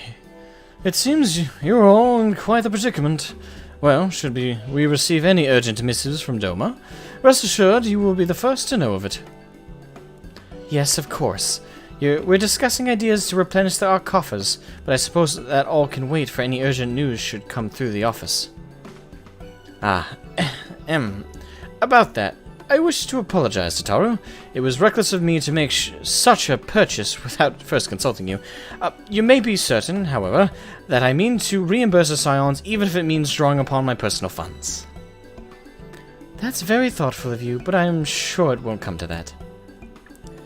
If Sodaban's business proposition is as promising as it sounds, Shroud should have no difficulty wiping the red from our ledger. I still gotta find out what that is. Forgive me, Shroud. It would seem I have unwittingly heaped my financial troubles upon you. I swear I will pay you back. It's not the first time you've burdened me with your mistakes. I would say this is only the, what, 1000th time? Or are we in the 5-digit range yet? Though I fear I will struggle to cobble together anything of monetary value, knowledge I can gather in abundance. To start, I plan to investigate the divisions forming within the Empire. Mayhap Riol and his associates have heard something on the subject. Regardless, the more we know about the politics of Garlemald, the better our chances of predicting the Imperial's next move, which might yield you an advantage on the day of the prisoner exchange. Knowing what we do of Asahi's apparent resentment towards you, I cannot say what he hopes to gain from it. But if there is even the faintest chance of a lasting peace, could be forged between Doma and the Empire, what choice have we but to try? Lord Hien had the right of it. Asahi may very well be a monster, but he must play his game for now.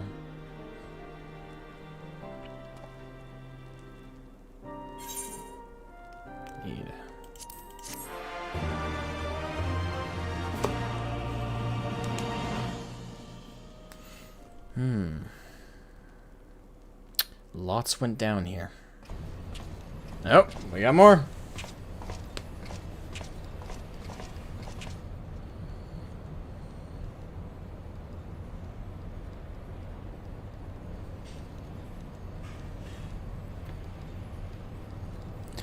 Arranging the prisoner exchange proved easier than I thought. Yes, my lord will be most pleased. Everything is going according to plan.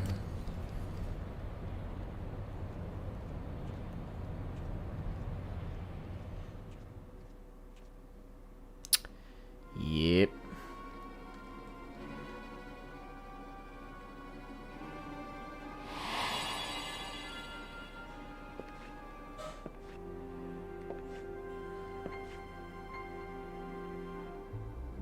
Can you truly remember nothing? Nothing at all? Were we friends? Yes! We were good friends, you and I. In fact, I've brought you a gift.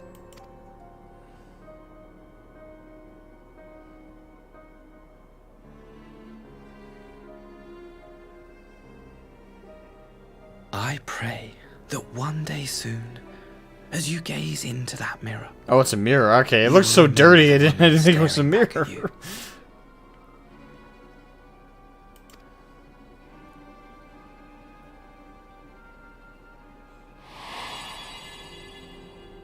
Okay. That's his play. He wants her to remember who she is. It's so pretty.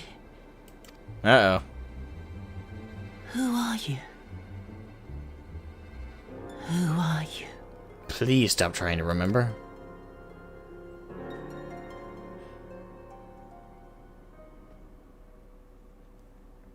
Meanwhile, in the Imperial capital. Alright.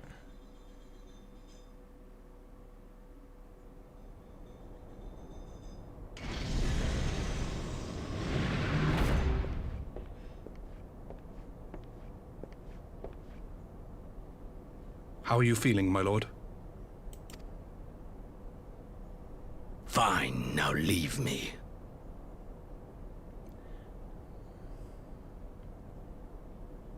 How?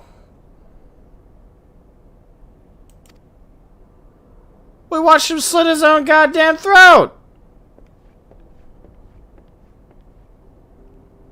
Nah, it's gotta be the, it's gotta be the white-robed, Asian changed his face and voice. He's playing a part. That's gotta be it, because we literally watched him kill himself.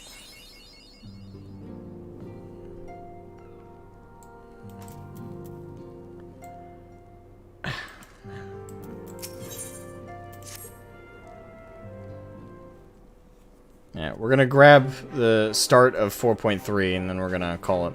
Ah, Shroud. Impeccable timing. We have just received a letter from Lord Hien.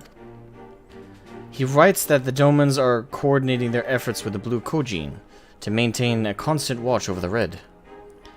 By staying on the lookout for signs of crystal hoarding and the like, they mean to nip any summoning attempts in the bud, thereby satisfying the conditions for peace set down by the ambassador. For the Galleon's part, the Populares have sent word that a vessel bearing Doman conscripts is soon to arrive in Yansha, 'Twould seem that the prisoner exchange is to proceed as planned. Lord Hien requests your presence, and I share his view that you should be on hand at this critical juncture. According to the letter, Yotsuyu's memory has yet to return, so it looks like she'll be living out the rest of her days in Doma, assuming the ambassador means to honor the agreement, of course. Before we get to that, however, I think it would be wise to assess her condition one last time.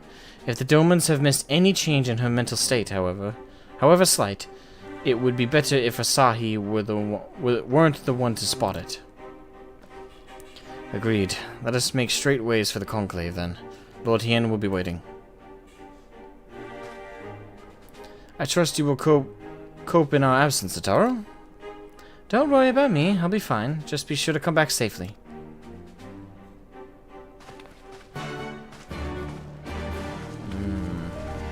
Elidibus? I don't bother remembering his name. It's kind of a dumb name, if I'm being frank. Okay, so yeah, we're gonna call it there. How is Xeno? Don't answer, obviously, it's a rhetorical question. How the fuck is he alive? Unless, again, it is Elidibus, and he stole his face. That is the only explanation I can think of. Otherwise, the Garleans have figured out how to fucking bring someone back from the dead. I don't know. It's hard to follow this shit sometimes. Well, anyway, thank you guys so much for watching. It was a lot of fun. Before you guys leave, please leave a like on the stream so it gets pushed in the algorithm. So anybody interested in following my journey through into Shadowbringers and then thereon so forth. And if you're new to the channel, subscribe, obviously. And outside of that, I will see you guys Tuesday for the next stream. Today's Sunday, right? I'm losing track of time. Yeah, so yeah, it's because as you guys know, I'm on the every other day schedule. You guys will see a couple video uploads tomorrow, which I gotta record after I probably get a snack and relax for like maybe an hour, let my voice rest. And then I'll be back at it. But anyway, thank you guys so much for watching, and I'll catch you guys on Tuesday. Bye-bye.